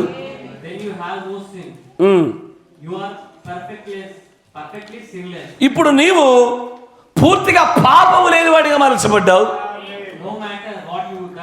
నువ్వు ఏది చేసినప్పటికీ కూడా ఆయన రక్తము నీ పాపాలను కడిగేసేసింది. నువ్వు ఏమి చేస్తున్నప్పటికీ నువ్వు ఇప్పటికీ కూడా పాపం లేనివాడివే. ఎంతవరకు అయితే నువ్వు క్రీస్తుని సొంత రక్షకుడు అంగీకరిస్తావు అప్పటి వరకు కూడా నువ్వు పాపం లేనివాడవే. నీ పాపములు క్షమించబడ్డాయి. ఏదైనా క్షమించబడుతుంది, అది కడగబడి మర్చిపోబడుతుంది. అప్పుడు ఇది ఏం చేస్తుంది? దాని తర్వాత ఉండే పరిస్థితులను ఇస్తుంది. అది ఆయన ఆత్మను, ఆయనను వెంబడించుటను, ఆయన ఏది చెప్పినో అది చేయనట్లుగా నేను మలుస్తుంది. ఎవరైతే ఆయన వెంబడించుచూ ఉన్నారో ఆయన కేవలం ఒక మనుష్యుడై ఉన్నాడు, ఒక పరిపూర్ణమైన మానవుడై ఉన్నాడు. మంచిగా గమనించండి, ఆయన తన సొంత జీవాన్ని మనకు అర్పించాడు. ఆయన నీ కోసం నా కోసం ఒక ఉదాహరణగా ఉన్నాడు. ఇప్పుడు మనం ఏం చేయాలి? అయ్యా, నీకోసం నా కోసం ఆయన ఉదాహరణ పెట్టబడి ప్రాణాన్ని అర్పించాడు కదా. ఇప్పుడు నువ్వు నేనేం చేయాలి? ఇంతకైనా ప్రాణాన్ని అర్పించింది దేని కొరకు?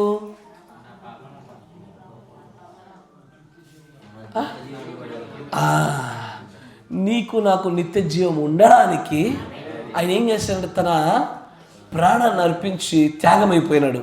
ఇప్పుడు నువ్వు నేను ఏం చేయాలి?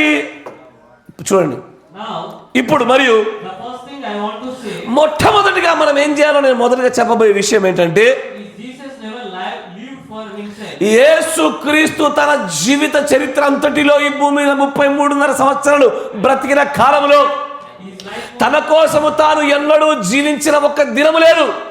ఆయన ఎల్లవేళలా తన కోసం ఎన్నడూ జీవించడగా కనబడదు అని అంటాడు. ఆయన జీవితం అంతా కూడా ఎదుటి వారి కోసమే పెట్టబడింది, కానీ తన కోసం జీవించినట్టుగా లేదు. అక్కడ ఎదుటి వారి కోసము జీవించుటయే నిత్య జీవము, పరిపూర్ణ నిత్య జీవము. ఒక్కసారి ప్రవక్త దీని మొత్తం అర్థాన్ని మార్చేశాడు. ఒక కొత్త డైమెన్షన్ ఓపెన్ చేసేసాడు ఆయన. ఇప్పుడు క్రీస్తు మాటలు విని విశ్వసించుట జీవాహారముగా పలచబడుతున్నటువంటి సంగతుల్లో ఏం చెప్పాడు ఆయన? పరుల కోసం జీవించడం గురించే మాట్లాడాడు ఆయన. నీ కోసం నువ్వు జీవించడం గురించి మాట్లాడు. నిన్ను వెలిగించి నువ్వు అనేకమైన దీపాలు వెలిగిస్తావని, కానీ నువ్వు మాత్రమే వెలగాలి ఎన్నడికి కాదది. ఆయన ఏమంటాడంటే ఆయన పరుల కోసం జీవించాడు. ఇదే కదా పర్ఫెక్ట్ ఎటర్నల్ లైఫ్. పరిపూర్ణమైన నిత్య జీవం పరుల కోసం నివసించడంలోనే ఉన్నది కదా. తర్వాత చూడండి, నువ్వు అనొచ్చు నేను చర్చికి వెళ్తున్నా, నేను మంచి మంచి కార్యాలు చేస్తా, మంచిదే. నువ్వు చర్చికి వెళ్ళడము, మంచి పవిత్రంగా జీవించడం మంచిదే. కానీ నీ బ్రతుకు కోసం బతుకుతుంటే, నీ సంపాదన నీకే పెడతా ఉంటే, నీ తిండి, నీ భక్తి, నీ ప్రార్థన, నీ జీవితం నీ కోసమే ఉంటే అది నిత్య జీవాన్ని ఇస్తుంది అనుకోవడం మూర్ఖత. It will not give you the eternal life. అందరూ ఏమనుకుంటారంటే, చాలామంది దేవుడి యొక్క వర్తమానం వచ్చిన తర్వాత ఆ వర్తమాన ప్రకారంగా నేను పాపం లేకుండా జీవించాలా, నేను పరిశుద్ధంగా నడిపించబడాలా, ఆత్మను పొందుకోవాలి, దర్శనాలు కళను చూడాలి, నేను దేవుడి చేత మంచి పేరును తెచ్చుకోవాలి, ఆయన సంతోష పెట్టాలి అని తాము దేవుడి కూడా సంబంధం ఒక్కదాన్ని చూసి ఇది భక్తి అనుకుంటున్నారు, ఇది నిత్య జీవం అనుకుంటున్నారు. You are a fool. ఎందుకు చెప్తా చూడు. దేవుడు పేతురుని స్థిరపరిచింది పేతురుకు నిలబడడానికి కాదు, సో దట్ ఆయన తన సహోదరులను కూడా స్థిరపరిచి బలపరిచి నిలబెట్టడానికి. పేతురు నిలబడుటలో నిత్య జీవం లేదు, పేతురు నిలబెట్టుటలో నిత్య జీవం వచ్చింది. దీన్ని చూపించాలనుకుంటాడు ప్రవక్త. ఇప్పుడు చెప్తున్న ఈ కాంప్లికేట్ టాపిక్ని విభజిస్తూ ముక్కలు చూస్తే కనుక అంటాడు, నీ కోసం నువ్వు బ్రతికావు కదా, ఒకసారి గతాన్ని గమనించి చూడండి అయ్యా. బల దశ ఎవరి కోసం బతికామా? ఎవరి దశ ఎవరి కోసం బతికామా? సంపాదన ఎవరి కోసం బతికామా? మన పెంపకాలు ఎవరి కోసమైనా జరిగినా? మన జీవితాలు, మన సమయాలు, మన కాలాలు ఒక్కడి ఒకటి కోసం బతకలేదు. నేను, నా కుటుంబము, నా పిల్ల, నా జిల్లా, నా ఆస్తి, నా అప్పు, నా గోల, నా అనారోగ్యము, నేను అన్నాడు. ఇక్కడ ఎక్కడ క్రీస్తు లేడు. నిత్య జీవం అంటే నీకోసం నువ్వు బ్రతికి, నీకోసం నువ్వు సంపాదించి, నీకోసం నువ్వు తిని, నీకోసం నువ్వు సమయాన్ని గడిపి, నీకోసం నువ్వు ఉండవు చూడు, దీనిలో నిత్య జీవం లేదు. This is not eternal life కాదు ఇది. తర్వాత చూడని అంటాడు, యూ హ్యావెంట్, నీలో నిత్య జీవము లేదు. ఎప్పటి వరకు లేదు? నీవు ఎదుటి వారి కోసం నీ జీవితాన్ని వెచ్చించడము ఎప్పుడు ప్రారంభిస్తావో అప్పటి వరకు కూడా నువ్వు నిత్య జీవాన్ని రుచి చూచానని చెప్పుకోబాక, జరగదది. You have to start living for the others. నీ సొంత ప్రయోజనాలను చూసుకోకుండా ఎదుటివాడి కోసం నువ్వు బ్రతకడం చేసినప్పుడే నిత్య జీవాన్ని నిజంగా రుచి చూడడం మొదలు పెడతారు.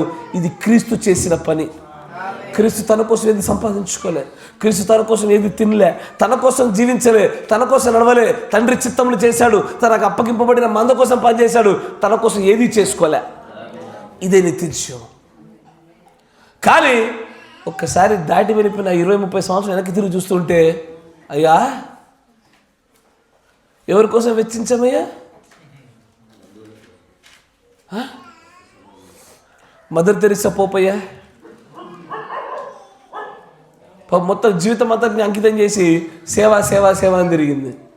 మొన్న మధ్యలోనే ఒక న్యూస్ చూసా, మంచిగా గమనించాలా. అసాధారణమైన స్టోరీలే కావాలి మనకి, చంపపెట్టు బుద్ధి ఉన్నట్టు మాటలే కావాలా. ఒక ఆయన ఉంటాడు చూసారు యూట్యూబ్లో, ఏమంటుంది, రేషన్ కార్డు దగ్గరికి, రేషన్ బియ్యం దగ్గరికి వెళ్ళి గుడ్లునే లేవా, కర్రీలు లేవా అని చెక్ చేస్తాడు చూడండి. ఆంధ్రాలో ఒక ఆయన ఫుడ్ ఇన్స్పెక్టర్, ఒక ఆయన కరెక్ట్ అయినా ఫుడ్ కమిషనరు, ఆయన మొన్న ఒక స్టోరీ చెప్తుంటే విన్నాను. ఎక్కడో ఒక హాస్టల్లో అంటే ఒక లేడీ, పెళ్ళి లేదు, పిల్లల కోసం ఉండి తన సంపాదనను కూడా తిరిగి మళ్ళీ పిల్లలకే పెట్టి వారందరి జీవితాలు బాగుపరచడం కొరకు మేలైన కార్యాలు చేసి తను కరిగిపోయింది ఆమె. తర్వాత అక్కడ ఉన్న పిల్లలకి, మీ మేడం బాగా వంట చేస్తుందామంటే, మా మేడం కాదు సార్ అమ్మ అంటున్నారు. నేను అనుకున్నా, ఇలాంటి స్టోరీలు దేవుని ప్రజలు ఎప్పుడు ఉత్పత్తి అవుతాయి? ఇవి ఎప్పుడు కనబడాలా? నా ఇల్లు, నా కొంప, నా బట్టలు, నా క్లీన్లెస్, నా కారు, నా బంగ్లా, నా సంపాదన, నా తిండి, నాది అని ఉంది. కానీ ఏదో పరుల కోసం బ్రతుకుట అనేటువంటి ఆ కార్యము అయ్యా కనుమరుగైపోయింది. మళ్ళీ మనం చెప్పుకుంటాము మనకి ఎటర్నల్ లైఫ్, నిత్య జీవం ఉందని. ఎంత హాస్యాస్పదమైన విషయం చూడండి. సచ్చే జోక్, పెద్ద జోకే ఇది. నేను కొంతమందిని ఇడిదాకా వెళ్దామంటే మైలు రమ్మంటే 2 మైలు రావడానికే ఇష్టపడలేదు.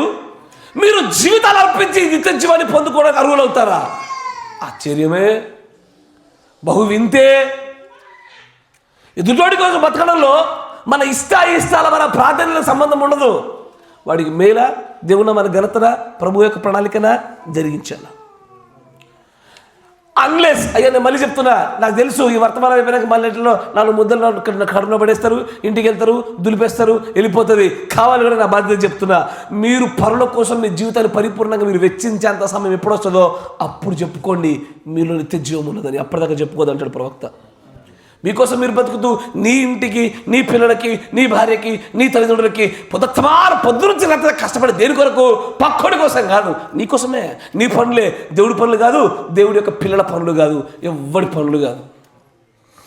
మళ్ళీ మన నిత్య జీవం ఉందని చెప్పుకోవద్దు. అయ్యా ప్రవక్త గారు దానికి నిర్వచనాన్ని మార్చేశాడు ఆయన. It's change.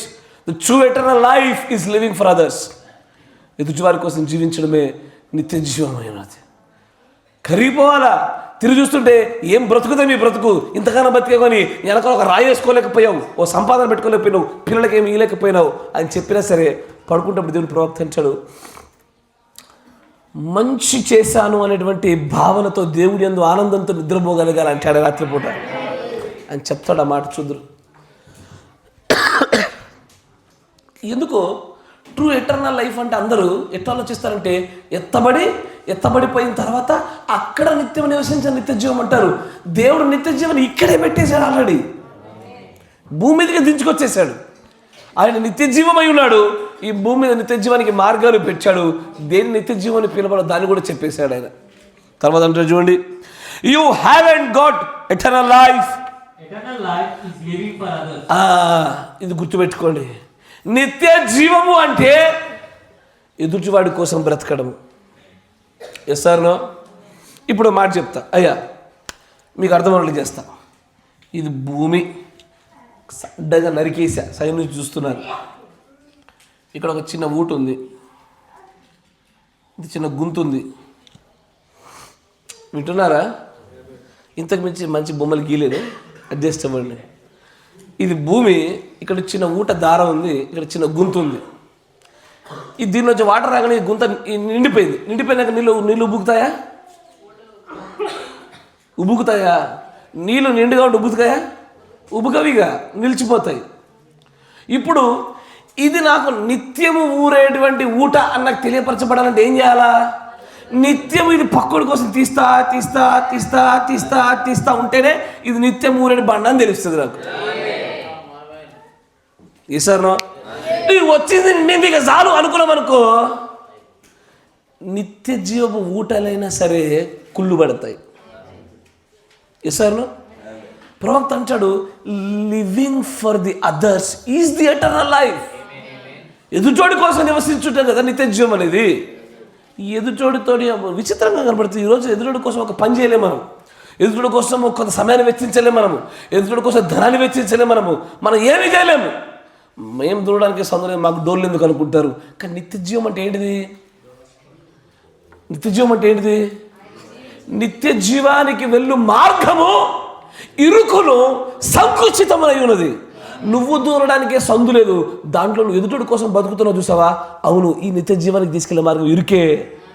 నాకే తిండి లేదు, అయినా సరే ఎదుటి వాళ్ళు చూసుకుంటా. నేను దూరడానికి స్థలం లేదు, అయినా ఎదుటి కోసం నేను ప్రయాసపడతా. ఈ సంకుచితమైన మార్గంలో ఎంచుకోవడమే నిత్య జీవమై ఉన్నది అంటాడు ఆయన. తర్వాత చూడండి, దేవుని ప్రవక్త అంటాడు, eternal life is living for the others. It proved it when it come in the lamb of God. దేవుడి యొక్క గొర్రె పిల్లగా ఆయన వచ్చినప్పుడు ఇది నిరూపించబడ్డది.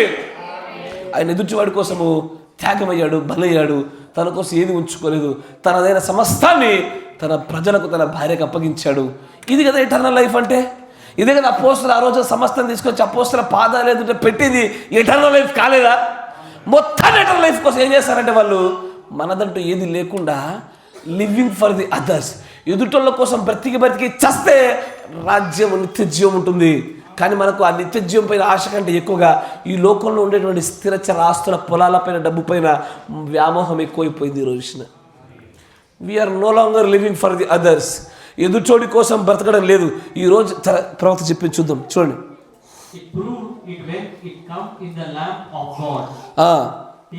ఆయన నివసించాడు, ఆయన నిత్య జీవాన్ని కలిగే నివసించాడు. ఎందుకంటే ఆయన ఎంత మాత్రము తన కోసం బ్రతకలేదయ్యా. ఆయన ఎదుటి వారి కోసమే, పొరుగు వారి కోసమే బ్రతికాడు.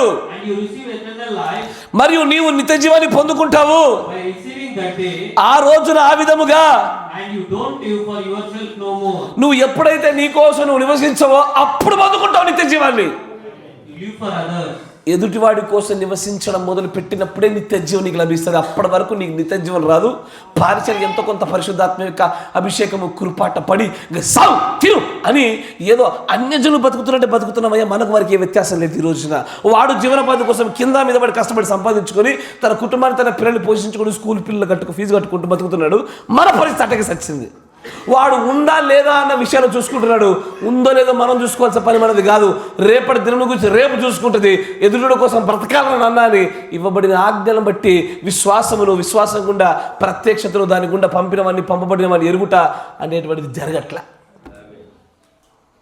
We are a failure in that.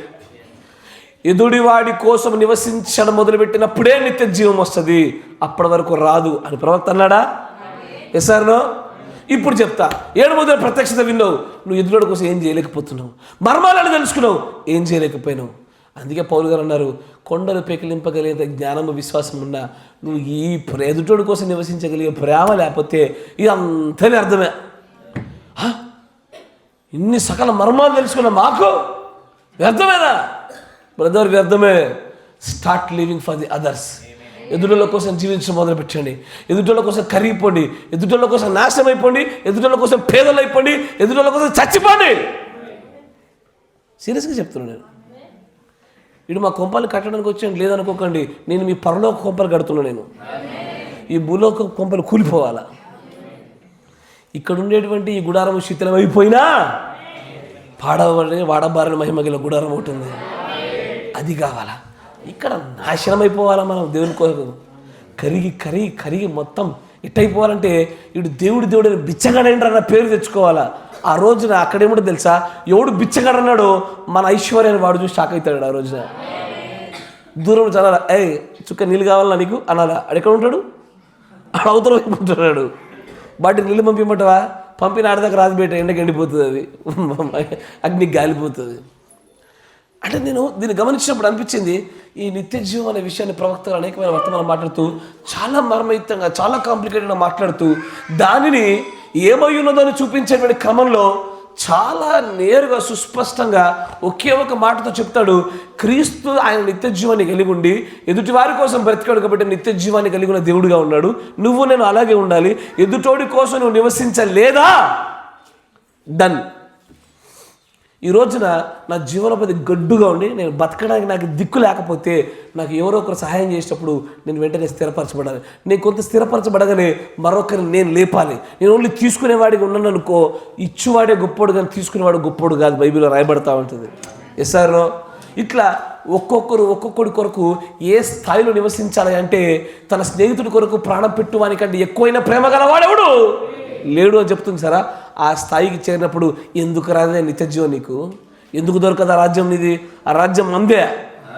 Registration కూడా అయిపోతుంది దానికి. Yes sir. దస్తావేజ్ వచ్చి రిజిస్ట్రేషన్తో సమానం అయిపోతుంది. ఎప్పుడు పరుల కొరకు నివసించుట, పరుల కోసం పాటుపడుట, పరుల కోసం సమస్తాన్ని కోల్పోవుట, ఇది జరగాల. అందుకే అందరి సమస్యలు ముక్కులు దూర్చాలా మనము. అమ్మో ఏడ దూరిస్తే నన్ను అడుగుతాడో అని ఒకళ్ళ బాధ, ఏడ దూరిస్తే నా మీద పడతాడు మరొకళ్ళ బాధ. Yes sir. కానీ పరుల కోసం నివసించుటలోనే నిత్య జీవం ఉందని చెప్తూ ఉంటే దాన్నే కాదన్నాము, దానికి దూరంగా ఉన్నాము. ఇప్పుడు ఈ భక్తి ఎందుకు, చర్చ ఎందుకు? నువ్వు నిత్య జీవం యొక్క అసలైన మార్గాన్ని కాదన్నామే, ఈ భక్తి ఎందుకు, చర్చ ఎందుకు? ఇంకా ఈ చర్చి భక్తిని నేను ఏం చేయాలా? పరుల కోసం నువ్వు నివసించేట్లుగా మలచాలా. దాని కొరకే భక్తి. క్రీస్తు అలాగే జీవించాడు, అలాగే పరుల కోసం ప్రాణం పెట్టాడు, మనం అలాగే పెట్టడానికి కదా. అలా చేయలేకపోతే దేనికి? ఇది తర్వాత చూడని అంటాడు. Someone said, ఎవరు అన్నారు, how can you stand? Let anybody call you such bad names. వారందరూ నేను అందరినీ చెడ్డ మాటలు పలుకుతూ ఉంటే నీ గురించి అంత చండాలంగా మాట్లాడుతుంటే ఎలా నిలబడగలుగుతున్నావయ్యా నువ్వు అని ఎవరు అడిగారు.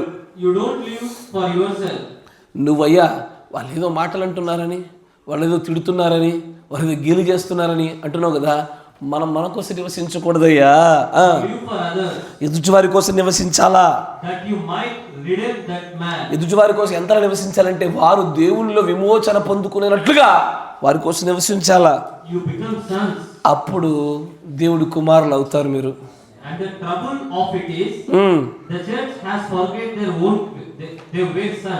అయితే సమస్య ఏంటంటే ఇక్కడ ఉన్నది, సంఘము వారు దేవుని కుమారులై ఉన్నారన్న విషయాన్ని మర్చిపోయి ఎదుటి వారి కోసం బ్రతకడం మానేశారంటున్నాడు ఆయన. The problem with it is today. ఈరోజు సమస్య అదే. సమాధానపరచువారు ధనులు వారు దేవుని కుమారులు అనబడతారు. Yes sir. నో.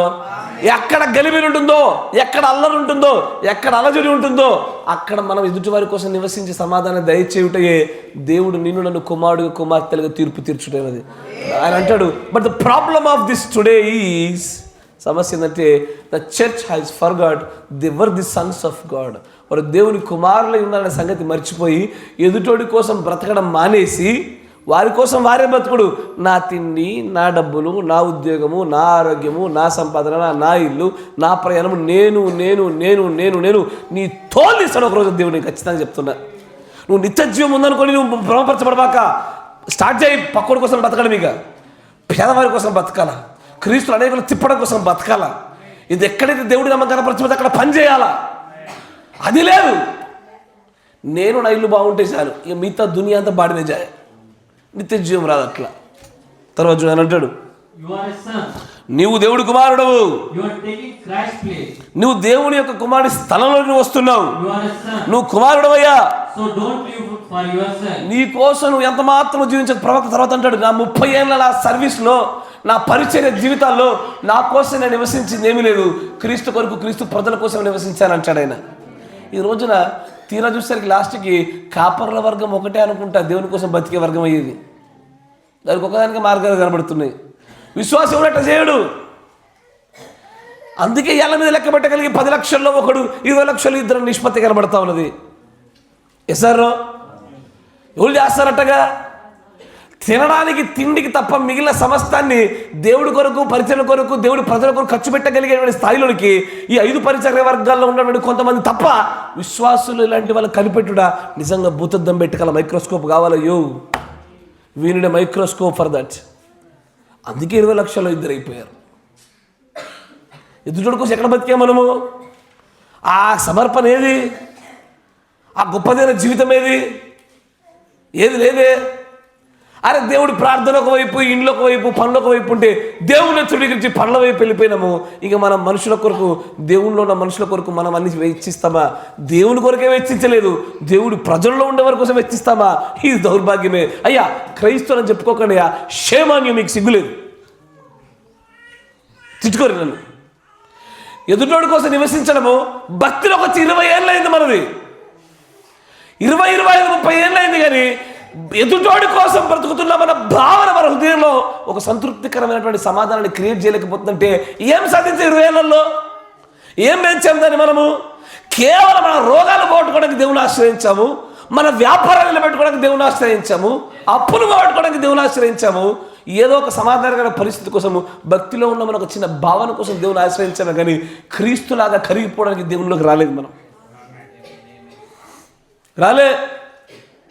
పేరుకి ఏమైనా దేవుని క్రైస్తవం అయిపోయాము. కానీ క్రీస్తులాగా కరిగిపోవడానికి వచ్చిన వారు గుర్తుపెట్టుకోండి, they have the eternal life. నిత్య జీవం అక్కడ ఉంటుంది. రేపటిని గురించి చింతించకుండా దేవుడి ప్రజలు, దేవుడి ప్రజలు, దేవుడి కార్యాలు, ఎదుటోడి కోసం బతకడం అంటే ఎదుటివారు దేవుని యొక్క చిత్తము, ప్రణాళిక నెరవేర్పులో వారి భక్తులు ఎదుగుటలో దాని కొరకే జీవించడం, ఇది జరగాలి. కానీ వెనక్కి తిరిగి చూస్తున్న 10 ఏళ్ళ క్రైస్తవ జీవితం ఏంటో మెసేజ్లో ఎదుటోడి కోసం మనం బతికిన సమయాలు, క్షణాలు చాలా కొద్దివే. జీవం ఉందనంటే చెప్పుకుందాం. How can we claim that we have a eternal life? లేదే. ఇప్పుడు నేను చెప్తారా, చాలా మోకరించండి, ప్రార్థన చేసుకుందామచ్చా, అయ్యా క్షమించయ్యా, మేము పొరపాటు చేసామయ్యా, మేము ఇంతకాలం మా కోసం మేము జీవించాము, ఎదుటి కోసం జీవించలేదయ్యా అంటారు అందరూ. ఆమె ఎస్ అంటే ఇక్కడ చూస్తారు మీరు ప్రార్థన చేసేటప్పుడు మీ ఎక్స్ప్రెషన్లు అంటారు, తింటారు, వెళ్తారు, పంటారు. New day, new mind, new thought.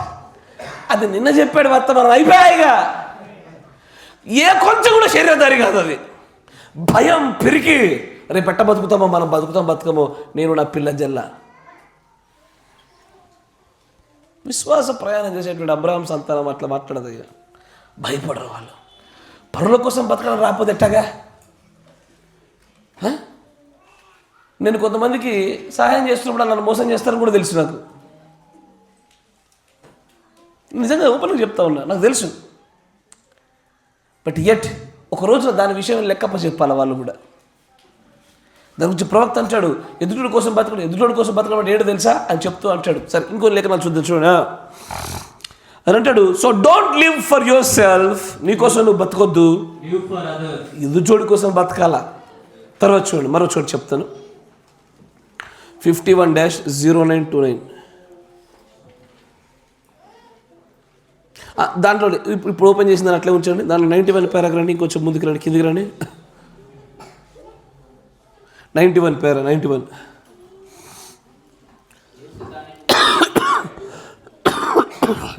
తెలుగులో ఉందా?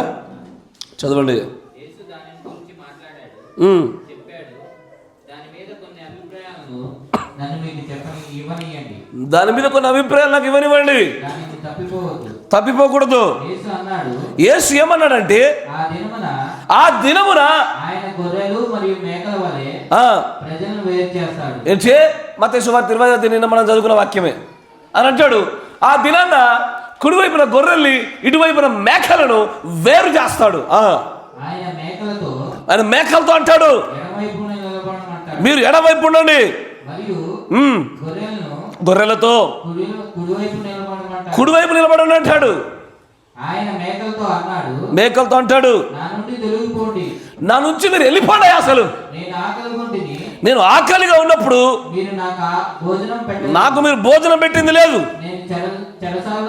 నేను చెరసాల్లో ఉన్నప్పుడు నన్ను చూడడానికి మీరు రాలేదు. దిగంబరిగా ఉన్నప్పుడు బట్టలు ఇవ్వలేదు. ఇవ్వలేదు. రోగిగా ఉంటిని, దర్శించడానికి కూడా అయ్యా. రోగిగా ఉంటే దర్శించాలనా? రోగిగా ఉంటే దర్శించాలనా? ఖచ్చితంగా మనం దర్శించుకుంటున్నాం అట్లా అంటే మీకు అర్థమవుతుంది చెప్తున్నా. రోగిగా ఉంటే దర్శించుకుంటున్నాం ఒకళ్ళొకళ్ళము. ఎవడైనా రోగిగా ఉంటే కాపరికి ఫోన్ చేసి, మేము అనారోగ్యంతో ఉన్నాము, మా పైన నూనె రాసి ప్రార్థన చేయడానికి రండి అని పిలిపించుకోవాలా?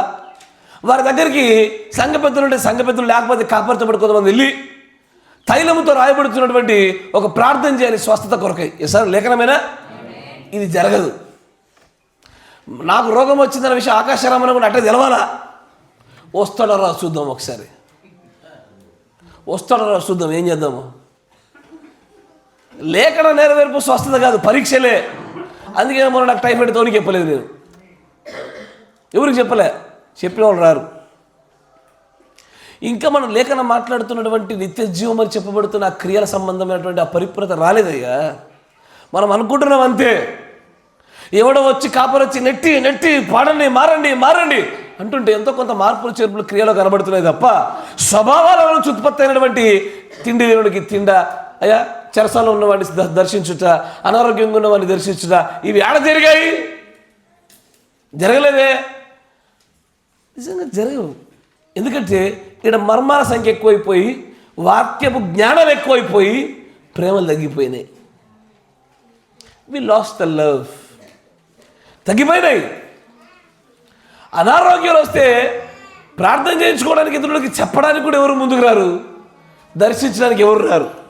కాపరి గృహాలకి దిక్కు లేదు, విశ్వాస గృహాలకి ఏం దిక్కు ఉంటుంది? ఇది మెల్లమెల్ల మెల్లమెల్ల మెల్లమెల్ల అంతరించిపోతున్న ప్రేమలా కనబడుతూ ఉంటుంది. ఇది మెల్లమెల్ల స్లోగా ఇట్ విల్ గో డౌన్. ఓ రోజు ఈకపోతే రాయించుకుందామా? మహిమ వెళ్ళిపోయినా రాయించుకుందామా? లేదే అని అంటాడు. నేను రోగిగా ఉంటుంది, మీరు దర్శించాను. తర్వాత గొర్రెలతో అంటాడు, నేను ఆకలిగా ఉన్నప్పుడు మీరు భోజనం పెట్టారు,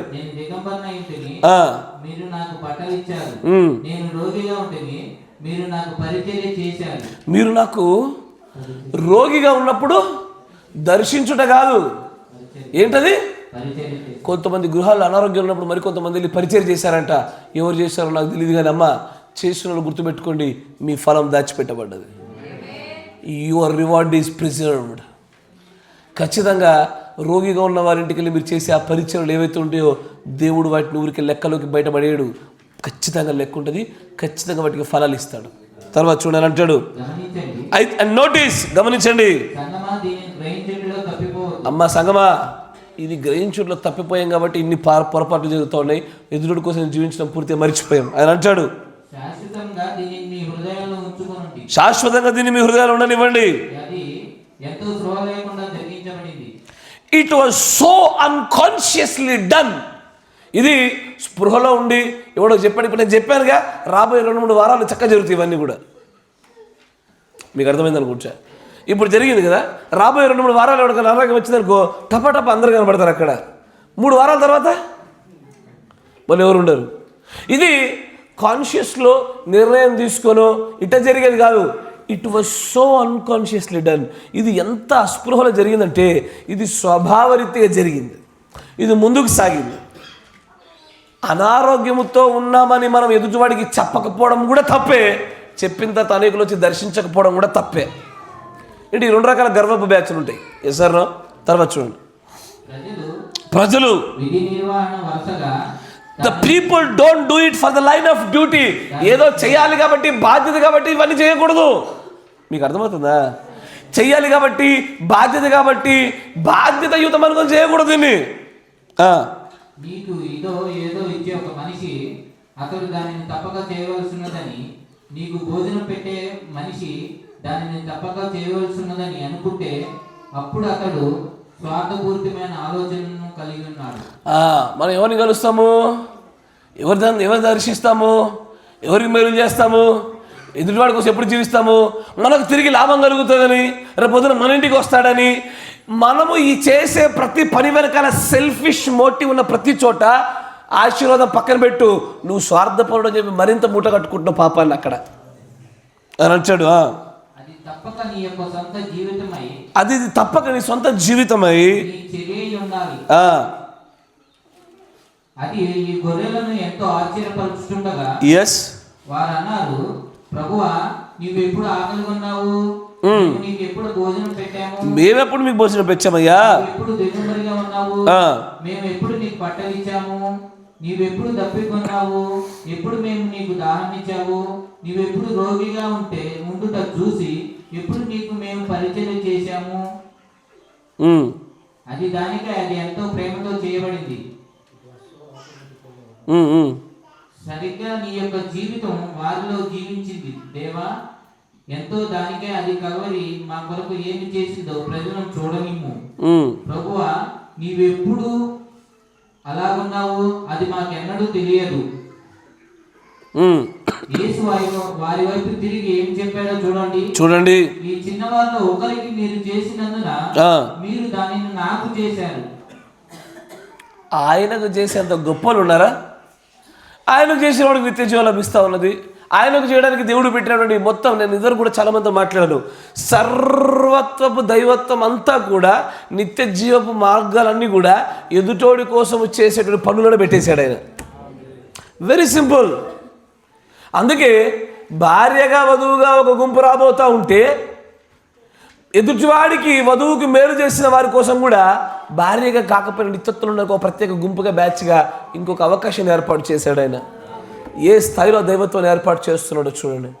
ఎదుటివాడి కోసం బతకడంలో ఎంతో గొప్ప శక్తివంతమైనటువంటి నిత్య జీవ మార్గాలు దాచి ఉంచాడో సంఘం మర్చిపోయింది. దేవుడు ప్రవక్త అంటాడు, they forgot they were the Sons of God. దేవుడు కుమారుల సంగతి మర్చిపోయింది సంఘం ఈ రోజున. ఎదురుడి కోసం బతకడం లేదు, అంతా నీ గురించి. గత నెలంతా ఎవరి కోసం కష్టపడ్డామంటే నీ గురించే తోడగా జరిగిపోయింది. దాంట్లోనే ఇంకొంచెం ముందు దాంట్లో 86 పేరు చూడండి, కొంచెం 86 పేరు